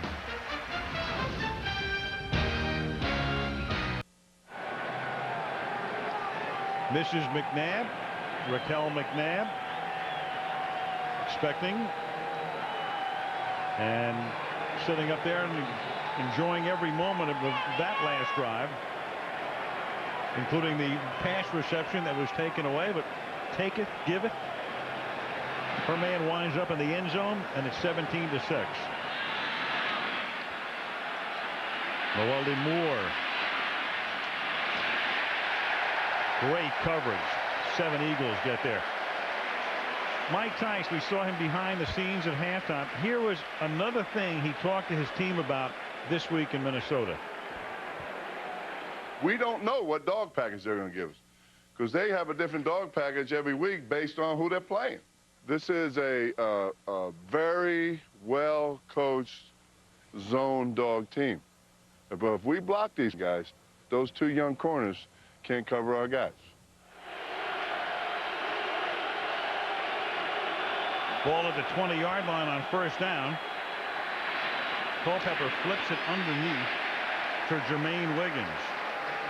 You know, I think one thing, and I've always felt this when you have Randy Moss on your team, that somewhere every quarter you ought to throw 2 deep passes to him.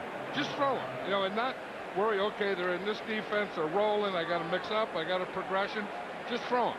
And they haven't done it yet. And I think someplace to be the Minnesota Vikings offense, you have to throw the ball deep to Randy Moss. I know they're rolling to him and all those things, but you still have to challenge him deep. With a threat like that, you have to. Culpepper slipping and sliding and throwing. Catch made by Ontario Smith.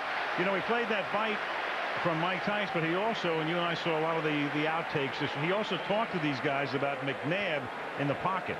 Yeah, and what he did, he said, watch out for him rolling. He always scrambles out to his right, so we have to have containment on his right side. And on that touchdown, they did it perfectly. They had great containment, but they forced McNabb back to the middle, and he ran a touchdown on it. And then ran it into the left corner of the end zone. It's 3rd down and 3.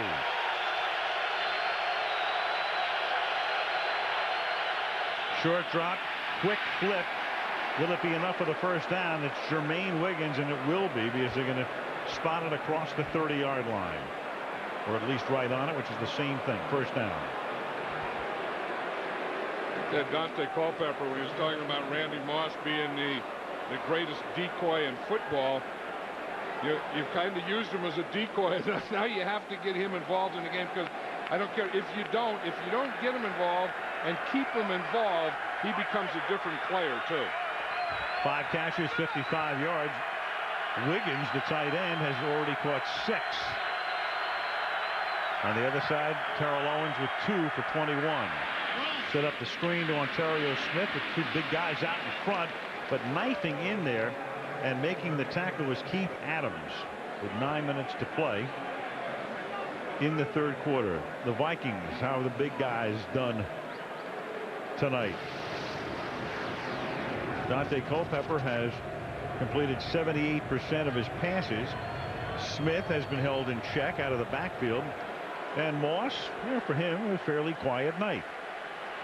I mean, the 5 passes is good. The 55 yards isn't Randy Moss.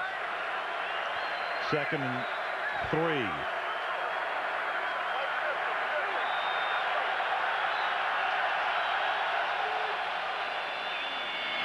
Quickly, Moss. And Randy gets taken down, but may have gotten enough of the first. It'll be close. It's Sheldon Brown who makes the stop. You know, they had single coverage out there, and what Dante Culpepper did is he went to a double cadence, and he changed the audible. Now, to me, when you see single coverage, you don't have to throw a 2-yard pass to Randy Moss. I don't want to beat this to death, but you think that somewhere, if you're going to see a coverage you want, and you're going to make an audible, that audible would be to send Randy Moss deep. And they're down by 11. And for the Viking fans, it can't come soon enough as they measure here. They're going to be a little bit short of the first down. 3rd and inches here. See all that stuff that Andy Reid has on that card. He calls that his menu. And he said he got so many plays on there, and it got so small that he couldn't see it. And he said he was in the game, and he just had to do it out of memory. So he said he finally had to admit that he needed glasses. He has a section on there for just plays to Terrell Owens. He has Westbrook plays. He has L.J. Smith plays. Andy clearly loves those big double truck menus. 3rd and inches.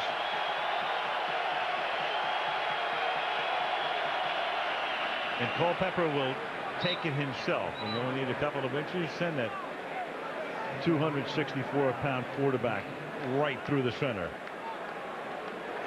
And he's the best quarterback sneak quarterback in football.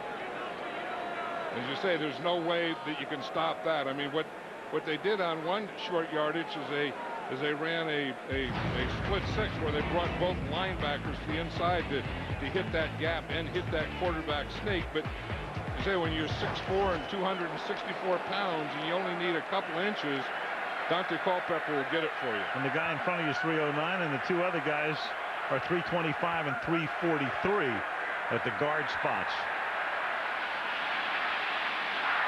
Culpepper taken off.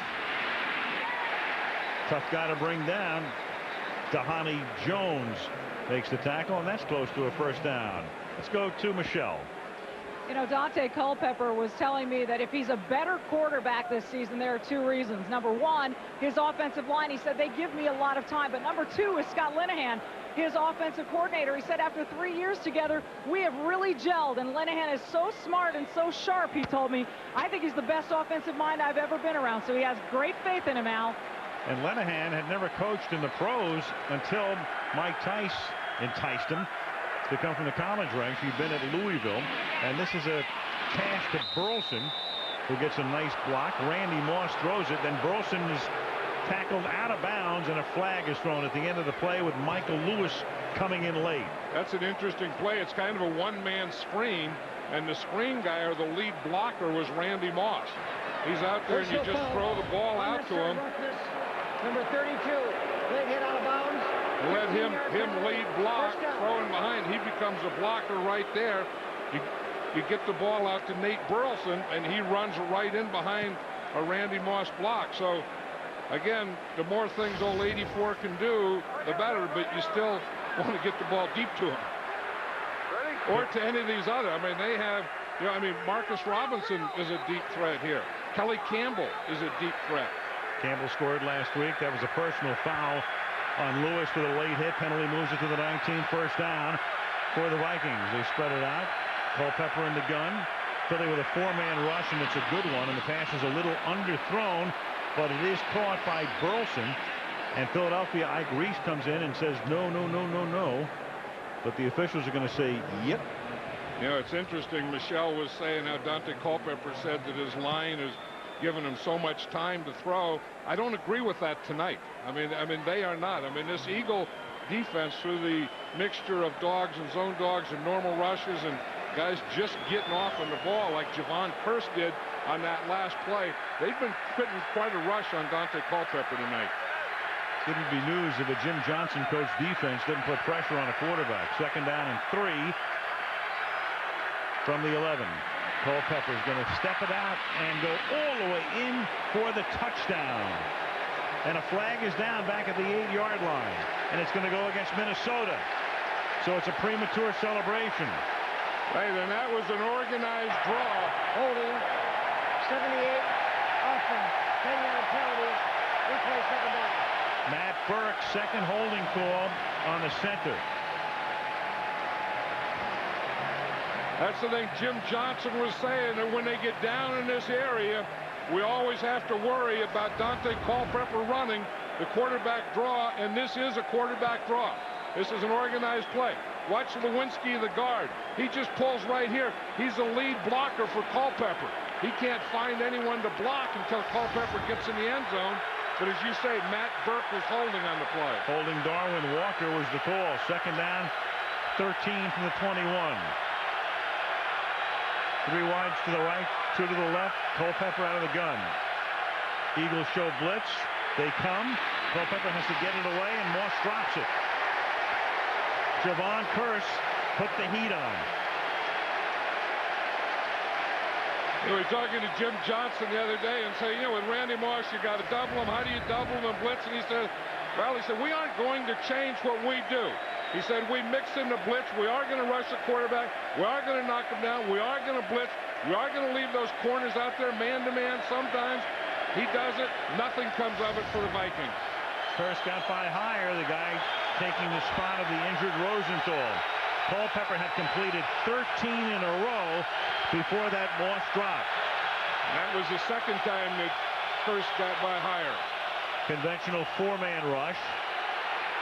Culpepper again stepping up and gets taken down from behind. Darwin Walker trips him up. That was a heck of an effort by Darwin Walker. I mean, at some point you have to rush the pass or push on him. he starts to run. You have to lay out. Darwin Walker laid out right there and just got Dante Culpepper's ankle. Again, the Vikings drive, get down there, something bad happens to them, and they have to settle for a field goal try. 39-yard attempt. Morton Anderson, who was cut by the Chiefs a couple of weeks ago, tying Bland at tonight 340 career games, makes it a one-possession game again as Philadelphia's lead is trimmed to 17-9. Just like the old days, Dallas and Washington. That's next Monday night from our nation's capital. Bill Parcells' team 1-1. Joe Gibbs' team 1-1. Bill will not, as we say, John, be wearing the visor next week. I'm sure he won't. You know, I don't remember him ever wearing anything on his head. I mean, a cap or a hat or a visor or anything. And I saw that, and I thought, there's something that doesn't look like Bill Parcells. Then I thought it was a cap, then I saw it was a visor, and I said, whoa. J.R. Reed up to the 24. I mean, in Dallas, you have the man in the hat. You don't have the man in the visor. Otherwise, you have all hat, no cattle. Oh, never mind. 4:30 remaining in the period. 8-point game.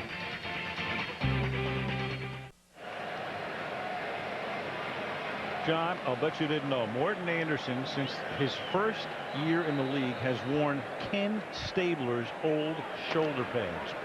He told me that tonight. Stabler was at New Orleans when Morton came into the league in 1982. He took Stabler's shoulder pads and, like going to the shoe repair every week, he just gets them refitted and reconditioned. As McNabb goes back to pass on first down, and that's short hopped and incomplete. So Morton Anderson will go into the Hall of Fame having worn Ken Stabler's shoulder pads. Well, you know, I was looking at those shoulder pads on Morton Anderson, and I was just thinking to myself, hey, I've seen those shoulder pads someplace before. I saw them in a lot of games, a long time. Those are great shoulder pads. Those shoulder pads have been in a lot of football games, and they've won a lot of football games. He said, if I say this on the air, Stabler's going to want them back. Well, Kenny, give him a call. He won't want them back. He'll want a royalty for them back. Meanwhile, that last pass was ruled as a completed pass in a 10-yard game to L.J. Smith. And this is Brian Westbrook picking up a couple up to the 37-yard line. That's what you get when you go down there and talk to those kickers. You're going to get stuff like that where their shoulder pads game. You know, as a group, the good guys, but they're a little weird, you know. Very. And they have quirks and those types of things. And again, he tied George Blander's record, and that was great. But I will say this: George Blander, when he played, was a football player, and he played quarterback too. He not only kicked, he was a position player.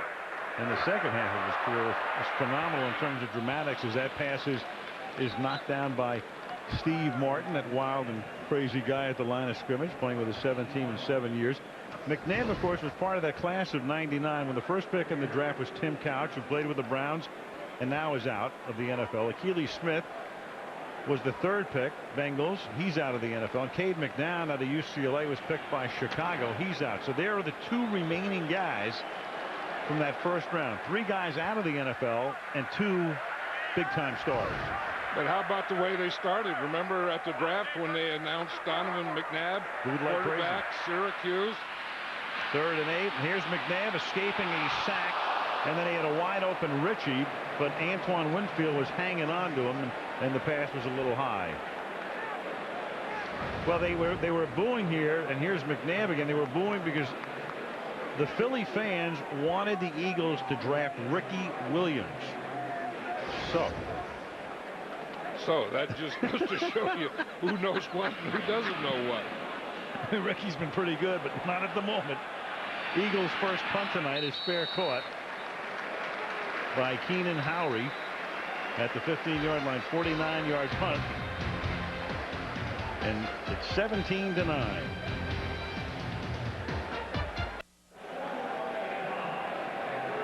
Aerial coverage tonight is being brought to you by Goodyear.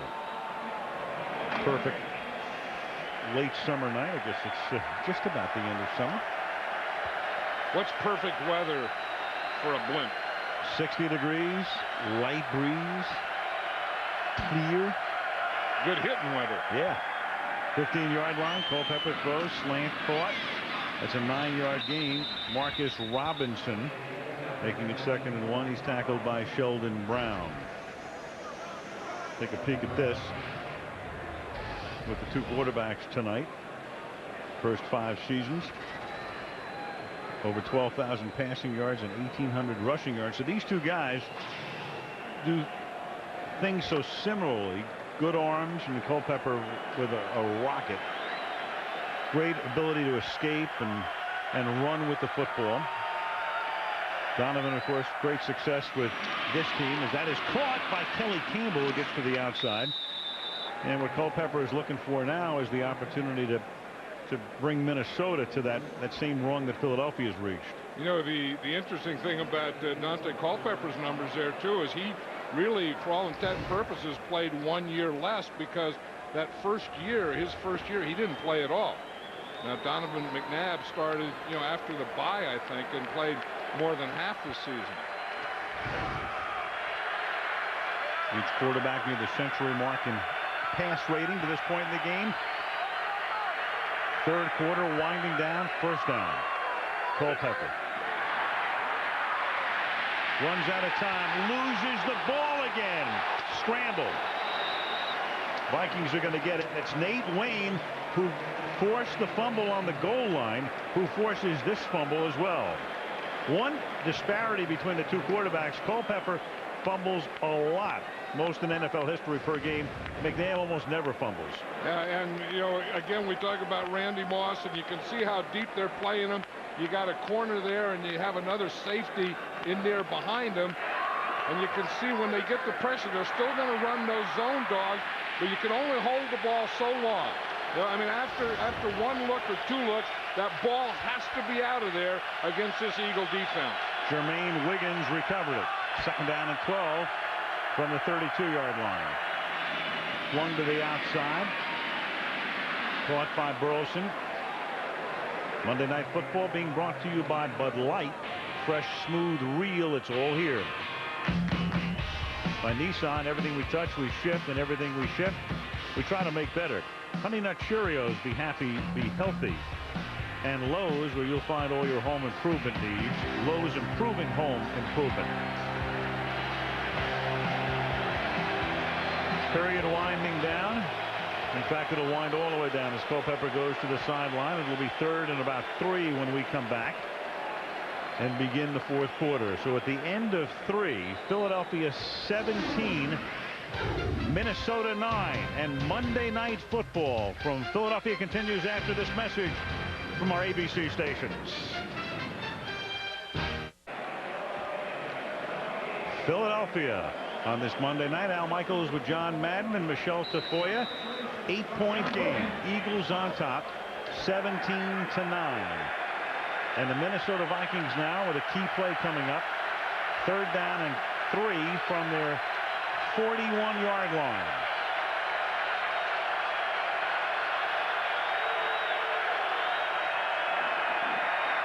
The opening play of the 4th quarter is a dump pass underneath that's taken in by Jermaine Wiggins, who's been a key guy tonight.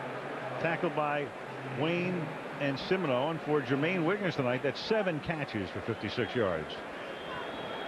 You know, again, I think one of the reasons that all this short passing the Vikings are doing, I guess, is 1, it's going to get him a 1st down, but 2, he doesn't have time to hold the ball to get it deep.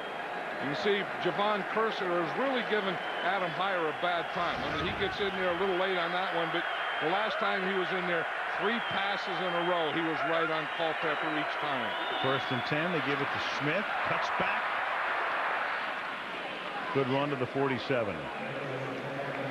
Dante Culpepper. Here's a peek. My 1-word philosophy is 2 words. Let's go. I would have loved to have met Tupac and Biggie. My hidden talent is making people laugh. The world's greatest athlete is Deion Sanders. Prime time, baby. Shocking but true, Celine Dion and Tim McGraw are both in my music collection. We're going to keep that on the low. I'm out of here, baby. DC. 2nd and 3. And Culpepper throws, and again, it's another short one to Marcus Robinson. And we talked about McNabb, John, and how upset the Eagle fans were. It's not that the Viking fans were upset when they drafted Culpepper, but, you know, he played at Central Florida, and not a lot of people knew about him. And, you know, you wondered, would this guy be a hit or a bust? Well, and then it looked like Denny Green was protecting him, you know, thinking he was a bust, not activating him. He was just running the scout squad that first year and not even playing, so it kind of looked like, well, Dante Culpepper's a bust, and they're just trying to hide him. Right now he's going to take a timeout. He goes to the bench with 12:59 left in regulation. ESPN has Sports Center following the game, which right now has 12:59 remaining in regulation. You know, Al, this half, Minnesota's only run the ball 3 times. They passed it 16. And on the night, Culpepper is 26 out of 32, but all underneath stuff for the most part. 1st and 10 from the 42 after they took that timeout. Dante out of the pocket. Flag is thrown. Ball is caught by Randy Moss. Flag back at the 44-yard line. It's holding against Minnesota. Might be Adam Heyer on Javon Curse. Now here's Heyer has to come in for Rosenthal. What a way to come in and holding on a Monday night against 72 Curse. Offense prior to the pass. 10-yard penalty. Replay first down. Yeah, and Curse has just been eating him up. You know, even though he's not getting the sacks, it's just he's right there. I mean, here's Curse. He's been getting pressure on Culpepper this whole drive, and he's just too quick for Heyer. So Heyer gets him there. I mean, he didn't hold him yet. He's okay there. He's okay there. He's going to hold there. He has a hold of him right there with his left hand. Heyer may be for Heyer. He's the #1 draft choice. He was a couple of years ago. Played his college ball in Minneapolis at the University of Minnesota. 1st and 20 from the 49-yard line. And Culpepper, with his speed, is able to get out of trouble, but that was Darwin Walker who just came bursting through. You want to see something interesting? The Eagles went to a 3-man line. They made Javon Curse the linebacker, and his job is to spy Dante Culpepper. You watch him right here. He's just there. Wherever Culpepper goes, he goes. Culpepper starts to come up. He started to come up on him, and Culpepper had to throw the ball away. So that's a defensive end moving to linebacker and spying or mirroring the quarterback. Randy Moss is coming out of the game on this play. 2nd down and 20. He went off slowly. Maybe just getting a breather. Looks like he's all right. Culpepper throwing. This is Wiggins, who's been his main target tonight, to the 42-yard line. Again, Randy Moss mic'd up. Pick a side. Pick a side and go to it. You hear me? Come on. Lead us, Dante. Come on. Hey. Anytime you see me one-on-one with that safety, drop me.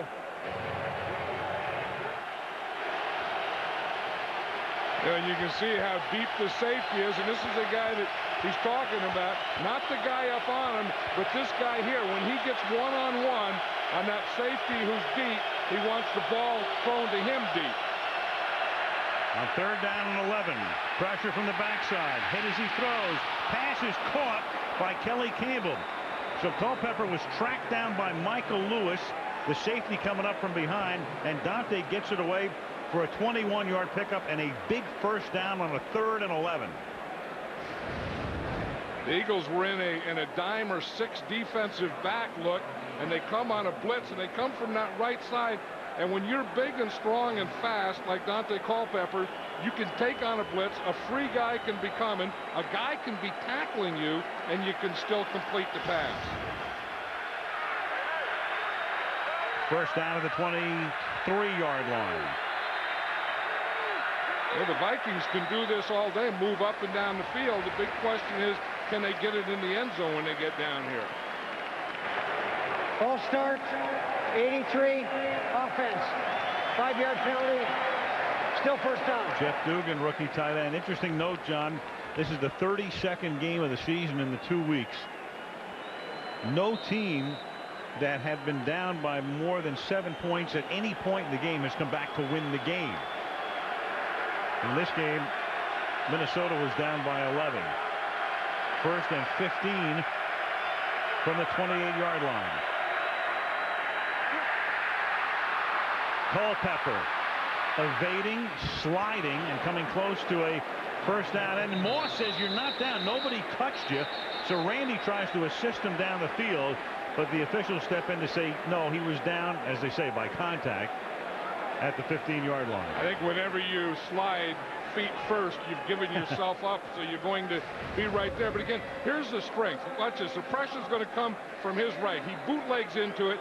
He sees a free rusher coming there. He just brushes him off and just takes off straight up the field. Yep.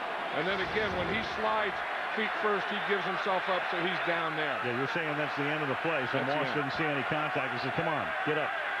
And even Tice got a kick out of it. Second down and 1 from the 14-yard line.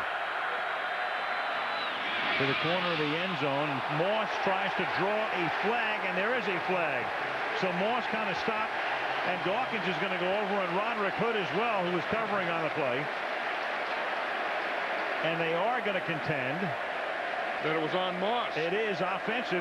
So Randy trying to set it up. You can see him trying to set up a flag. Pass interference, 84, offense, 10-yard penalty, replay second down. Yeah, Randy Moss does push on this.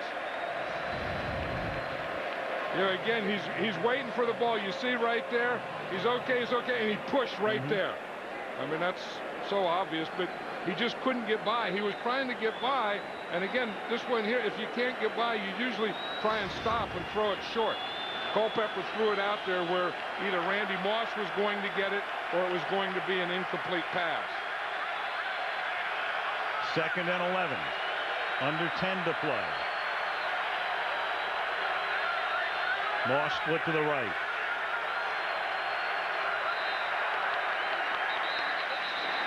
And there's a flag before the snap.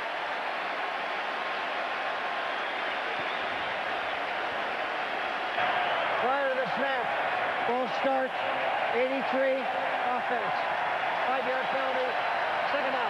That's 2 calls on the rookie Dugan on this series. We're talking about how much the Vikings have missed Jim Kleinsaucer. Here's a guy who's taken his place, and I think that's one of the reasons that they haven't been able to run too well tonight either. You see what happens is the tackle points and the tight end jumps. It was second and 1. It's now second and 16. And the typical of the Vikings tonight where errors just kill their drives. Pressure again. Pass incomplete. And there always seems to be an eagle with a clear shot. That time it's McDougal coming in unblocked. Yeah, but you know, Dante Culpepper knows it, and he can feel him coming. And again, he's so big and strong that one free rusher doesn't bother him because he can still throw it because that guy's probably going to bounce off him. But Jim Johnson is something, isn't he? I mean, you play against a team like this and you say you can't blitz them. You always have to level. Jim Johnson plays defense his way. And very successfully.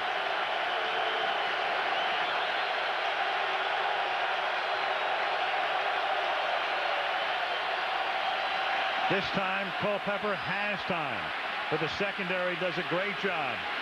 And he is forced to run to the sideline and taken out by Dhani Jones. So that time, no rush to speak of, but the secondary was perfect. Right, and it was that spy defense again, a 3-man line. Javon Curse is a spy, and you're going to see him right here, and he's just going to come up, and he's just going to mirror Culpepper. Wherever Culpepper goes, he's going to go. Again, they had 7 men in coverage, 3 men rushing, and Curse spying. Morton Anderson and the 44-year-old will attempt a 44-yard field goal.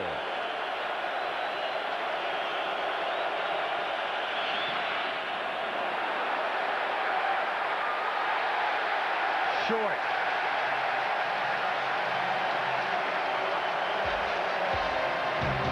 Anderson misses. And Philly gets the ball. Figured to be a very high-scoring game. It hasn't been. 2 touchdowns in the game, both for Philadelphia. Minnesota 3 Anderson field goals, and then he misses a 44-yarder. So it's still an 8-point game. From the 34 now, Philadelphia begins this drive. McNabb from the pocket, throwing, caught. Owens, no, it bounced. One hopper. You know, McNabb has that. I've seen that, you know, for years. He's pointing. That's his fault. When he gets the ball up and he gets it on top like that, he tends to throw it down. And then he throws it down, and instead of, you know, throwing it to the guy, he throws it to the guy's feet. Now watch it when you see it here. You see when he gets on top of the ball and his arm comes through and the ball goes down, he'll always throw it on one hop. Watch this motion here. That's it. It's coming straight down, and the ball comes out going straight down. Doing a sinker in the dirt. 1-0. Second down. And that's caught by Lewis.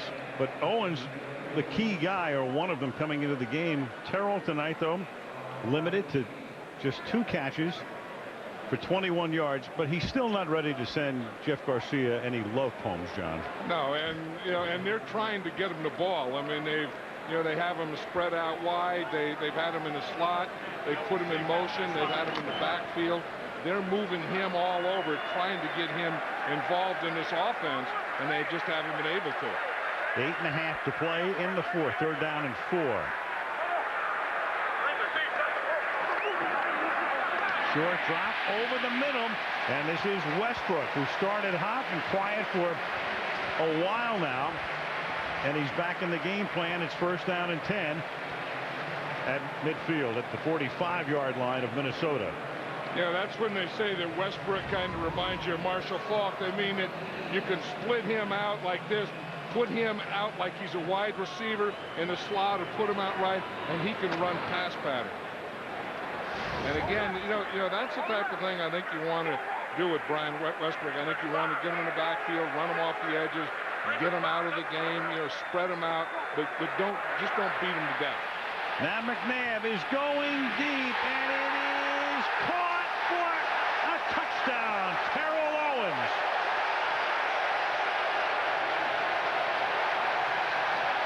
Slam dunk over the crossbar. He beats Winfield. Moss can only look on in agony, and Philadelphia has a 2-touchdown lead. And that's why T.O. wanted to come to Philadelphia, because Donovan McNabb can do this. Terrell Owens knows that he can do this. He can get deep. He can catch the ball. He's big. He's strong. He can score with it.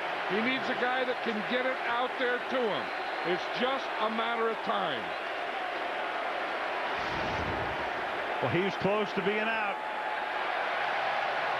Akers for the point after. Too late for any other look right now as he crumples to the ground into the end zone. And Philly takes a 15-point lead. Go back, take a look at this. When your knee hits the ground, the play is over. See his knee there? He doesn't have possession of the ball there. Then his knee comes up. He regains possession as the tip of the ball is on the ground, and he is rolling around close to being out of bounds. I don't know that he ever had possession, Al. It looked like he was actually out of bounds without possession at one point. I'll tell you what, there's one flaw in this replay system, and that is you should be allowed to look at it after the extra point. But you can't. Mwelde Moore up past the 20 to the 25. You have a critical play in a game, and somehow, some way, if you can get up there fast enough to get the extra point attempt off, this play is over right now. It supersedes any look at a touchdown. I think that's the biggest flaw in this replay system. T.O. could care less. I hear you, man. 24-9.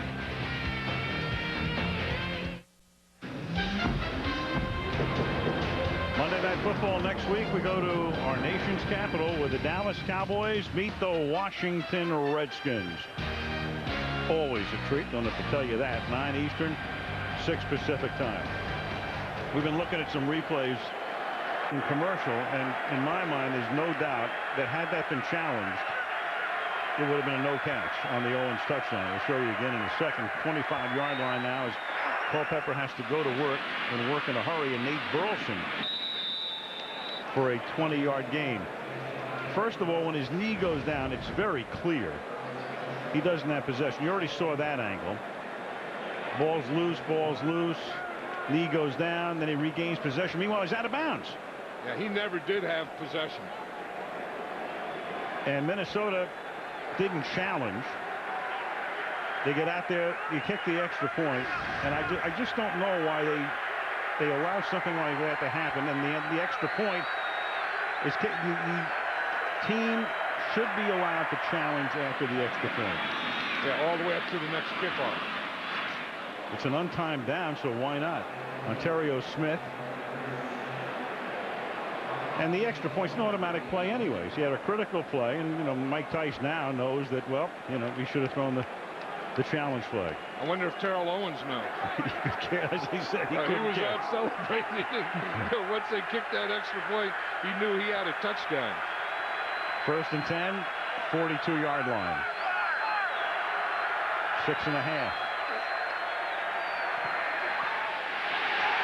Culpepper gets sacked. That's Sheldon Brown. You just never know where they're coming from.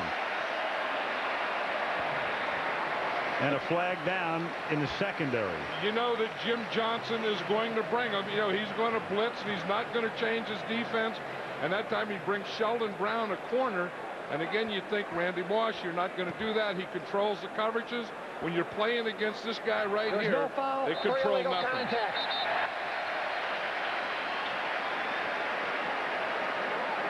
Flag gets picked up.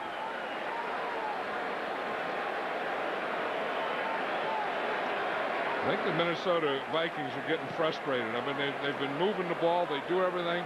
And then the closer they get to the goal line, they tend to shoot themselves in the foot. Well, there was a big fumble by Culpepper. An inch shy of the goal line, an inch shy of the touchdown in the first half. There's Sheldon Brown there. He was a corner on the slot, and he just inched in, and came off that right defensive side and came free. But that's Jim Johnson defense. And the other thing is, Minnesota doesn't play well uphill. You know that.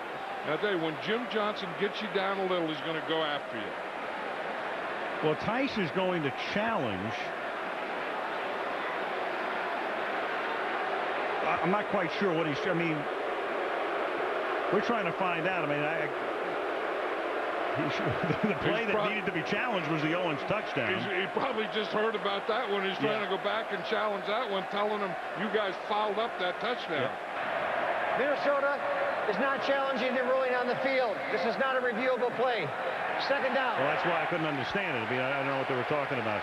Mike's got that pencil. I'll tell you, when he's got that pencil, you know he means business. You know what I think that he knew that Terrell Owens didn't catch that ball. Yep. And I think he just wanted to yell at the officials. He wanted them to come over there and get in front of him so he could yell at him. That's a great point, and you would know that as a former coach. That's exactly right. 2nd and 19.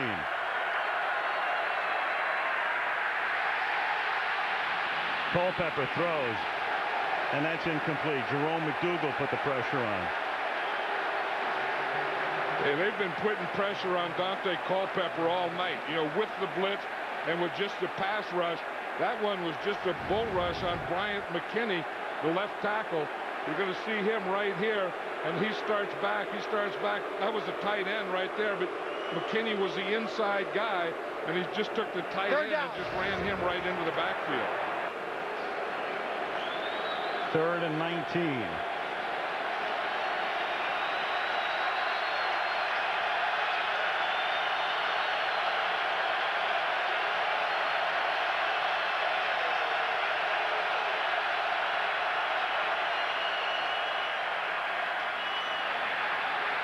And Culpepper, with an arm on him, throws. Ontario Smith, who's been no factor in this half, takes it to the 43-yard line. And Minnesota will have to kick. It's been part of the pressure that's been put on by this front four, but it's also the coverage.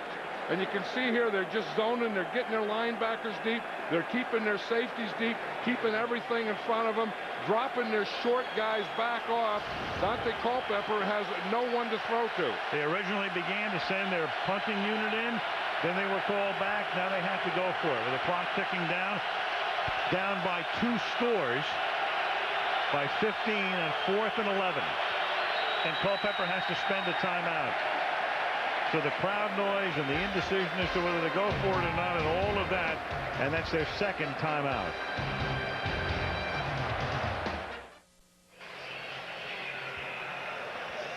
Pat Tillman has been honored all weekend at all NFL sites. This was the scene yesterday in Arizona. Pat, of course, had played for the Cardinals and at Arizona State.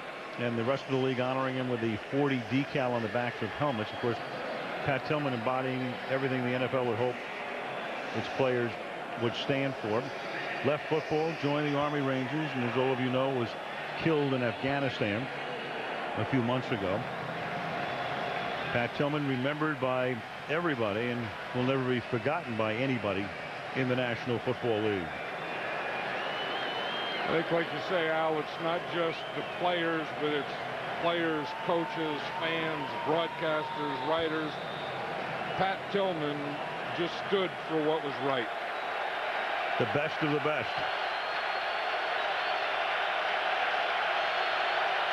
Fourth and 11 now after that timeout.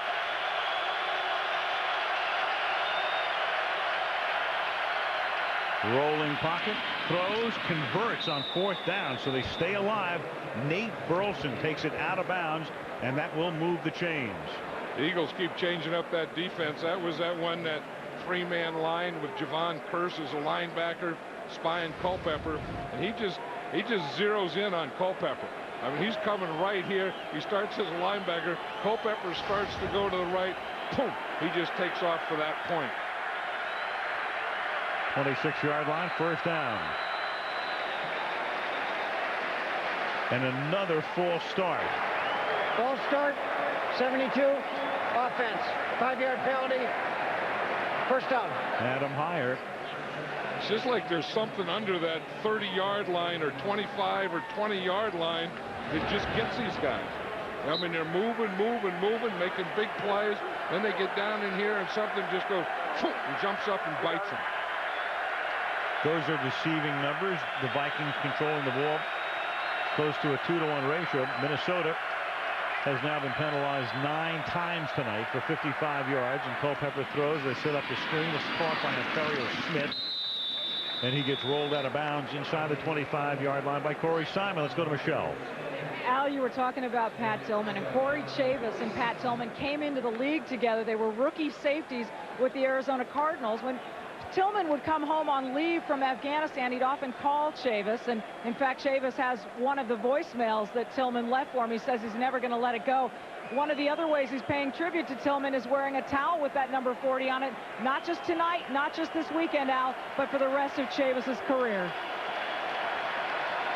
Couldn't honor a better guy. And Pat was just something very extraordinary. 2nd down and 7. Culpepper underneath. Smith gets taken down by the shirt. Jahani Jones, former Giant, making the stop. You want to see a rush from Richard Owens at tight end? Watch him. He's going to be here trying to block, and they just bull rush him. I mean, they just pick him up and take him right back into Culpepper. 3rd and 3 from the 19-yard line. That's Moss. He gets free and then is taken down to the 11, and that's a 1st down as we tick down to 4 minutes. Sheldon Brown with the tackle. Again, short to Moss, who has now caught 7 passes, but for only 65 yards. Yeah, they have to take from here because thinking 2 scores, they have to take shots at the end zone right now. From the 11. Near sack. Culpepper chased. Ooh, and he almost stayed in, but he goes out of bounds at about the 5-yard line. Hollis Thomas runs him out. Minnesota shooting itself in the foot because as you take a look at Dante Culpepper, almost gets into the end zone. A couple of inches away, fumbles just before reaching the goal line. That cost them the lead. Matt Burke with a hold here, negating this run through the middle. Penalty setting him back. Second down and 3. And that timeout is taken on defense. Timeout is taken by the Eagles. 3:37 remaining in the fourth. Philly up by 15.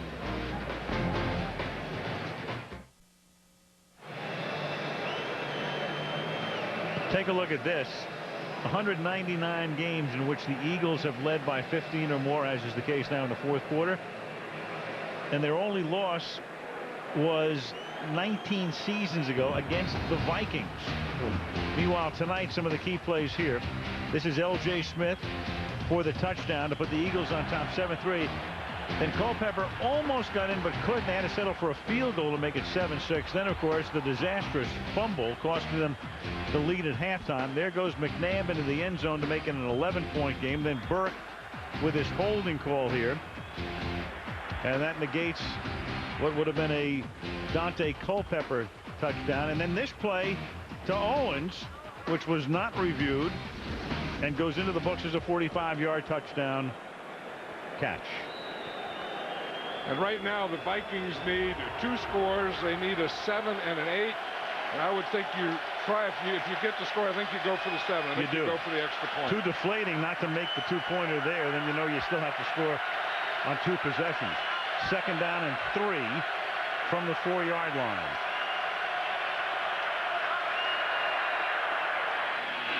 To the end zone. Moss, and Randy Moss takes it away from Lito Shepherd for the touchdown as the crowd is stilled. You know, and that's what Randy Moss was asking for all night. Anytime that he gets singled up, whether it's a corner or a safety, just throw the ball up there. Lito Shepherd is there. He's about 5'9", 5'10". Randy Moss is 6'4", and Randy Moss can get up in the air. Again, but to do that, you have to have time. There's a little time there. Culpepper just gets it off perfectly. 80 touchdown catches for Moss, who has not missed a game in his 7 seasons. This is his 7th. It's 98 games. Morton Anderson now to try to make it an 8-point game, and he does. And now for Mike Tice. Remember, the Minnesota Vikings have had to use 2 timeouts. So they only have 1. You also have the 2-minute warning. So the question is now, conventional kickoff, onside kickoff? I think conventional kickoff. What I would do is I would have 2 things called. One, if they get in an onside prevent, the Eagles, I would kick the ball off deep conventionally. If they get in a conventional kickoff return, I would onside kick it. Because I think if their defense plays well, even though they only have 1 timeout left, they could use that timeout, plus they're going to get a timeout at the 2-minute warning. You know, you saw Tice with that pencil. I know we love to talk about this. He told us last night when he was a line coach, he would take that pencil and he would put it in his pants. And the reason it's on his ear right now when he doesn't have the headset on is because one day the lead got stuck in his tush and they had to have the medical staff surgically remove it. So he said, no more pants. It's going back on my ear. And then I asked him, I said, you know what? He's a racetrack guy, loves horse racing. I said, do you do that because that's what you do at a racetrack? He says, no, at a racetrack, I use a pen. Go figure. As a football coach, you know, and a lot of football coaches, I was thinking about that after the conversation. A lot of football coaches are pencil guys because you want to be able to draw a play and then erase it and bring it back and do all those things. And I was looking back and I was thinking, I remember when I coached, I was a pencil guy. So here's an onside prevent. I would kick the ball off deep. And that's what they're going to do. Fielded at the 10 by J.R. Reed. And a flag is thrown as Reed with a great run back for the moment, pending the call into Minnesota territory. Reed has had a couple of great returns for the Eagles tonight. And the flag is way back where the ball was kicked from. It's going to be offside against the kicking team, Minnesota. Offside, and this should be declined. Kicking team. Your 5-yard penalty from the end of the run. First down. Because if you knew you were going to have a bad kickoff like that and a bad kickoff coverage and then have a penalty on top of it, then you look back, you probably should onside kick. Well, huh? This is the equivalent of an onside kick that gets recovered by Philadelphia. That's what it amounts to. I mean, that was a poor kick. I mean, the coverage was was not real good. But, I mean, that kick has to get higher. You have to have a little more hang time. The kickoff coverage team of the Vikings didn't have a heck of a lot of chance on that one. So you have a 43-yard kick return and a 5-yard penalty. And the ball's at the 42-yard line with 1 timeout plus the 2-minute warning.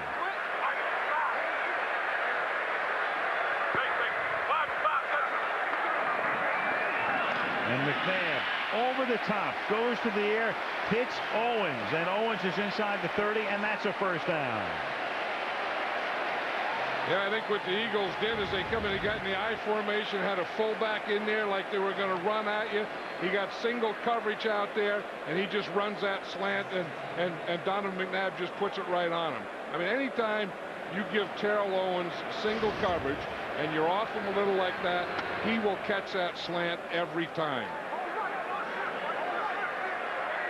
1st and 10, ball just inside the 30-yard line. Now Westbrook takes it to the 26-yard line. And they let the clock run down here. There's the comparison right now with Owens, that big catch for the touchdown. Moss just got his touchdown. But at the moment, the Vikings are really in a bind because they can't use those timeouts. Philadelphia's already in field goal position, and this has to be about as frustrating as it gets. You know what the one thing lacking on that graphic was, Al? Who's winning? Who's winning? Yeah, that's the important thing. I mean, you can have Moss, you can have T.O., but then in the end, the guy that wins is the team that wins, because it's still a team sport. And we can talk about individual and this guy and that guy, but it's how the team plays together. Minnesota takes its timeout. It's remaining one on this side of the 2-minute warning. 2:06 left. 8-point game. Eagles up. So Andy Reid, who took his team to the NFC Championship game last year, after starting out 0-2, and this year he's on the precipice of starting out 2-0. You know, and he's such a good coach because he's always on an even keel. I mean, you watch Andy Reid coach, and you really can't tell if he's winning or losing. But his team will always fight you. They're always in there. You know, we talk about Jim Johnson and the things that he does on defense, but an Andy Reid coach team is going to play you the entire 60 minutes very, very hard. And in Jeffrey Lurie, he's got a guy at the top who, with Joe Banner, who somehow maneuvers the salary cap brilliantly. Great coaching staff. This has become a real premium franchise, and a sack here, and that's exactly what the Vikings needed at this point to at least get Philadelphia out of field goal range. E.J. Henderson with the sack, and that will take us to the 2-minute warning. So when we come back, it will be 3rd down and long back at the 36-yard line as the Eagles try to hang on at home.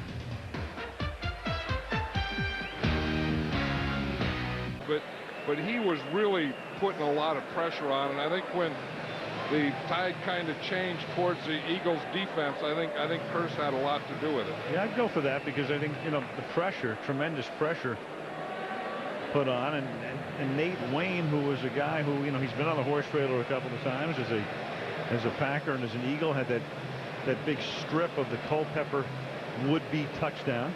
I think the two Eagle corners, Sheldon Brown and Lito Shepard, I think did an excellent job because, I mean, this Viking receiver core is about as good as you're going to play against.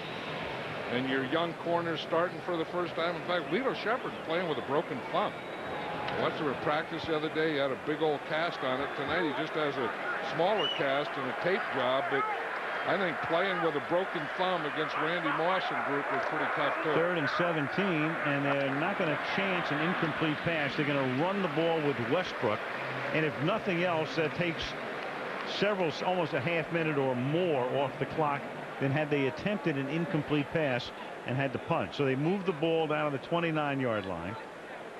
They'll take as much time off the clock as they can, and now it's 4th down. And now what do they want to do? Well, they'll kick a field goal, I would say, and then that puts Minnesota back in the 2-score position. If they kick a field goal and are successful, that's pretty much the end of the game. However, the danger here is you're talking about a 47 or 48-yard field goal. So, you know, a block, yeah, you could have that. But if nothing else, if you miss it, remember the team gets the ball, the other team gets it back at the spot from which it's kicked. Timeout Philadelphia. So if he misses here, then the Vikings are going to get the ball at about their 37 or 38-yard line. Randy Moss mic'd up one more time. Give us that rock back. They know they're supposed to be running. That's what I say. They know they're supposed to be. Andy Reid, you better run that ball, boy. You get them boys that ball back. We're going to drive. Big Dave, loosen up. You ready to stay loose? Loosen up, Big Dave. They get us that rock back. Hey, hey, Bert. Big Mac, y'all stay loose. I know, Charles.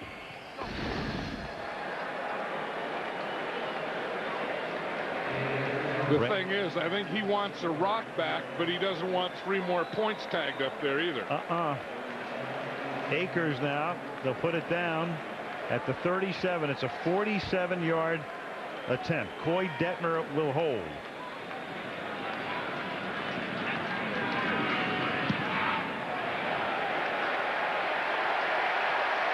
Good. And that should cement it. 27-16. The Eagles on top, up again by 11. And again, it was that kickoff coverage by the Vikings, and that kickoff return by the Eagles that put them in that position to make a couple of first downs and try this field goal.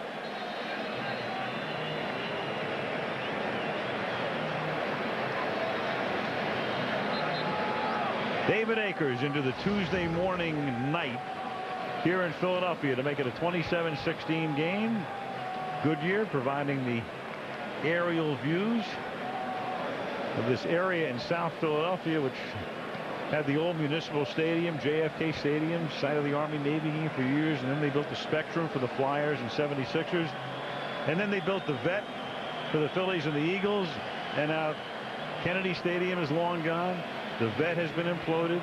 You have this beautiful facility for the Eagles, and the Phillies playing right across the street. There they play in their brand new park. Just wild coming here for years and watching the evolvement. Stadiums come, stadiums go. Philadelphia has had more stadiums, I think, than any city I know of. It's incredible. But I think at the old Vet, they were tough, man. People hated to come in and play there. Oh, no question.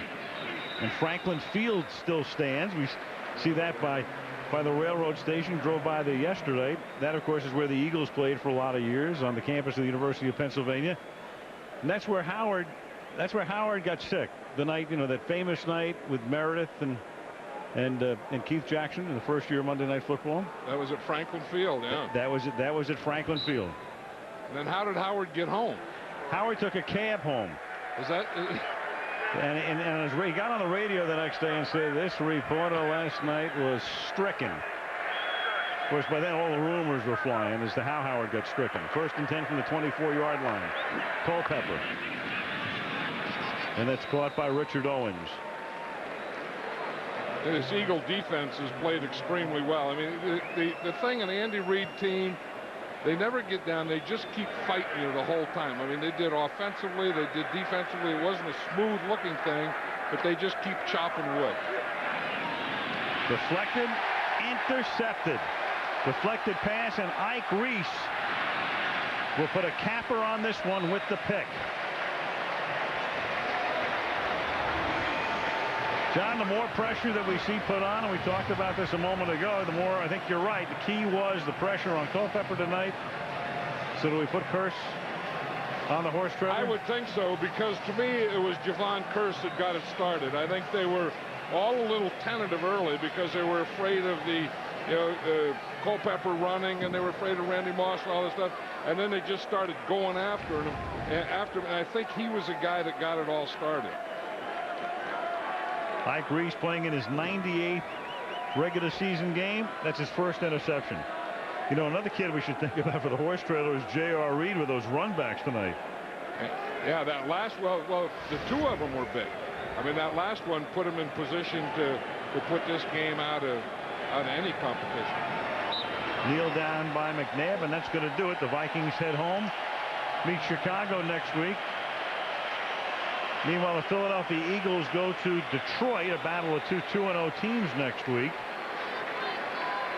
We see Minneapolis.